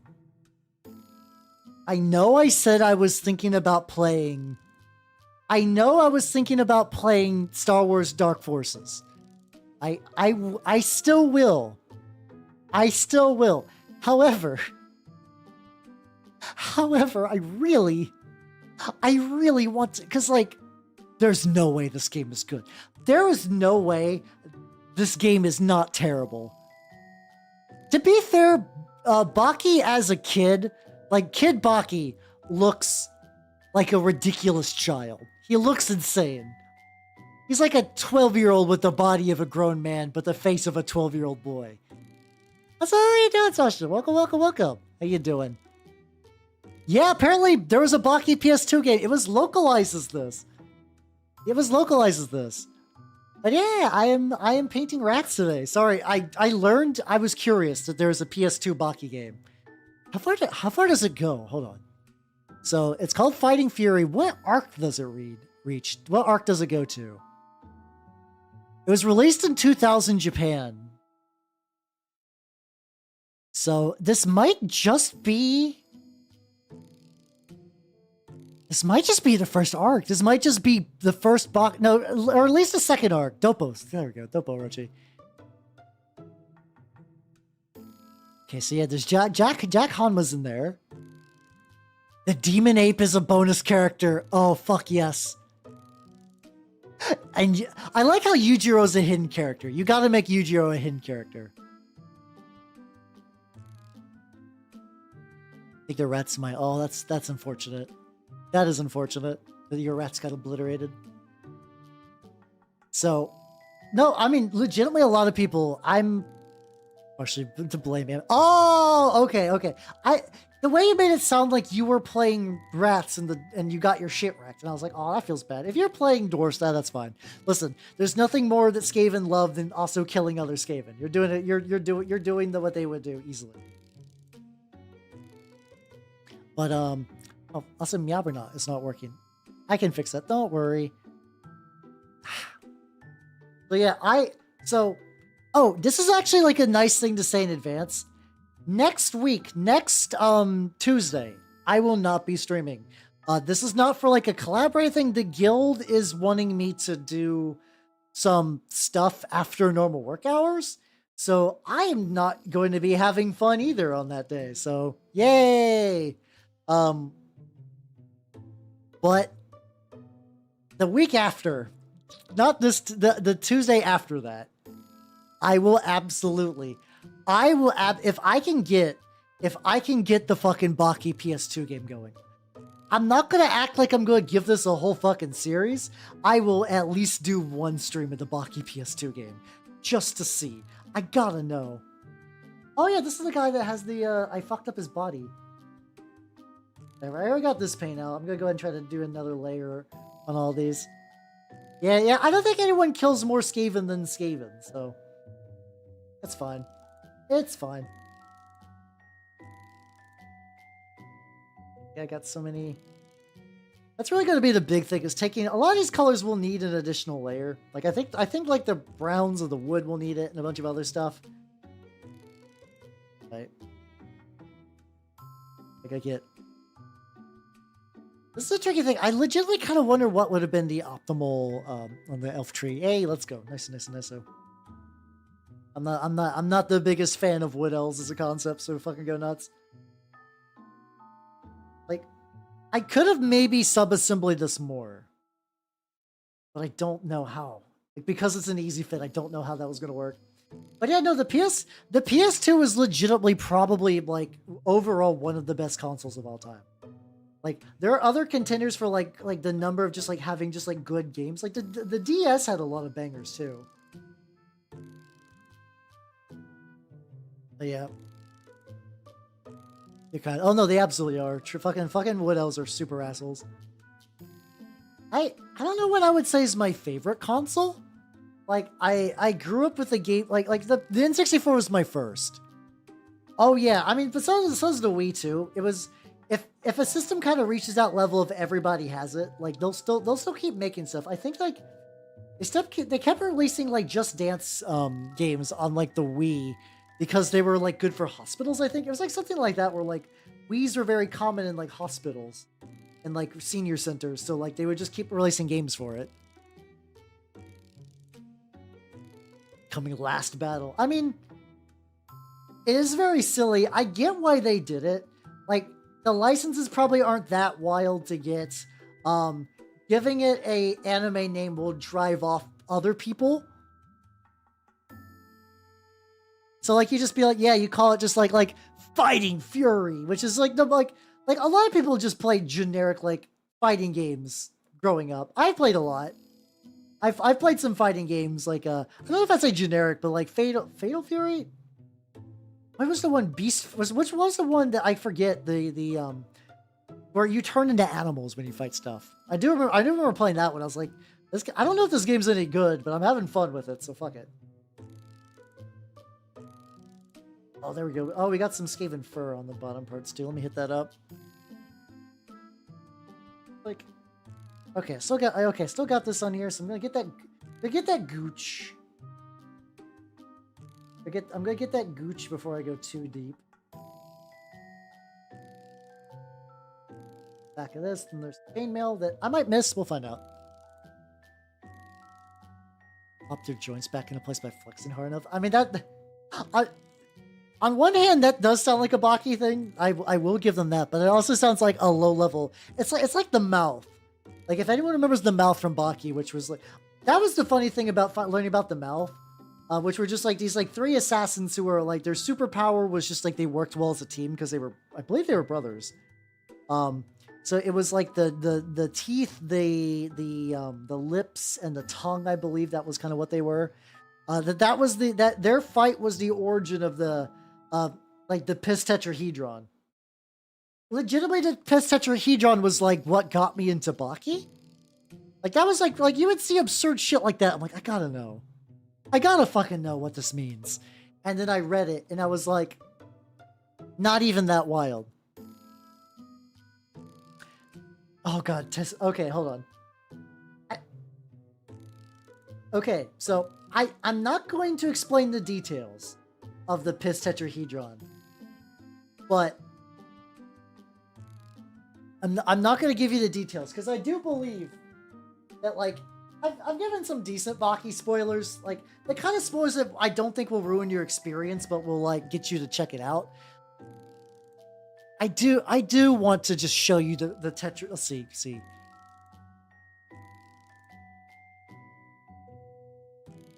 I also like to have to clarify between Baki and piss, because like if you just look at Baki piss, you're going to get a lot. Baki has a lot of moments with piss, unfortunately. Baki himself gets pissed on like a non-zero amount of times over the course of the manga. Don't worry, I am providing a visual. There we go. Here, I'll narrate too. Now that you've got no more urine left in you, how are you going to get out of this tetrahedron? Yeah, no, it is exactly the right word. Yep. And like, I understand, as a normal person, you read that and you're like, what the fuck is this? This is not even that weird. In the context of Baki, this is like low-grade fucking...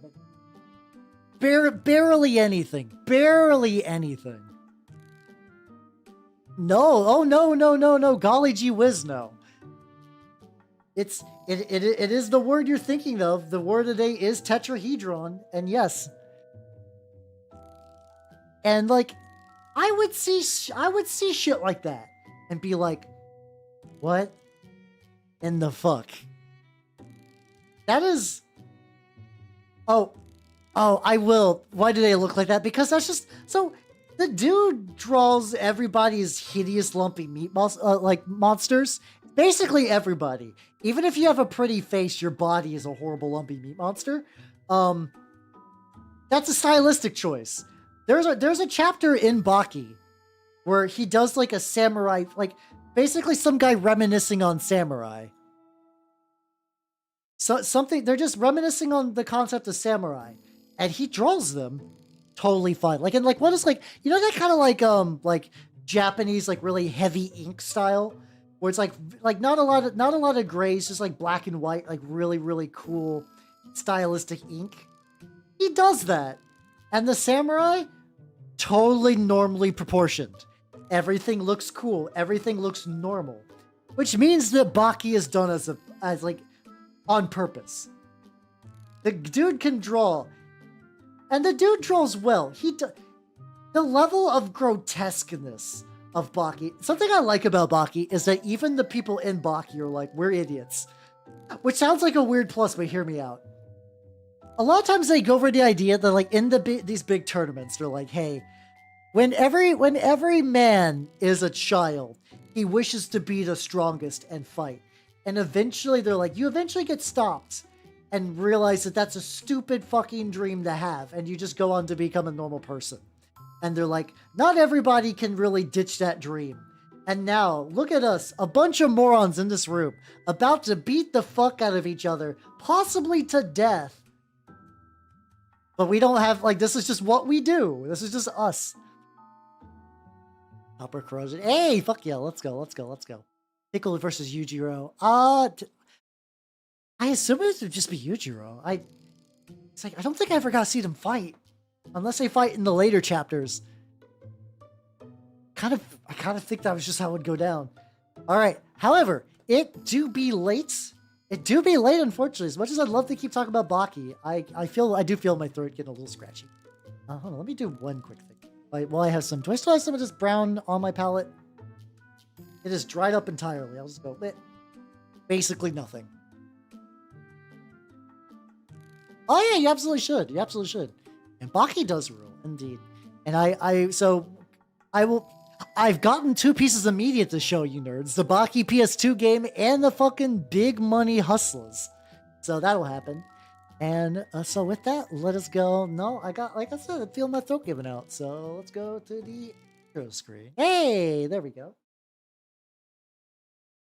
And with that, thank you for coming, everybody. I had a lot of fun. Tomorrow, I will be painting again. I might be having a lot of heavy painting weeks soon because I would like to get the Skaven done. So like, it's not going to be unusual to see me do a triple mini painting stream a week. And also Black Minis, thank you for the follow and welcome to the workshop. Welcome, welcome, welcome. Sorry if you caught me right as I was about to end stream for the night. But don't worry, I'll be tomorrow. I am painting Ewoks, specifically Wicket and Logray. I do got Wicket and Logray, which I'm very, very excited for. So that should be a lot of fun. And with that, I'm going to look for someone to raid. So everyone on the YouTube side, I will catch you later, YouTube people. See you on Sunday. Bye, YouTube people. Bye-bye.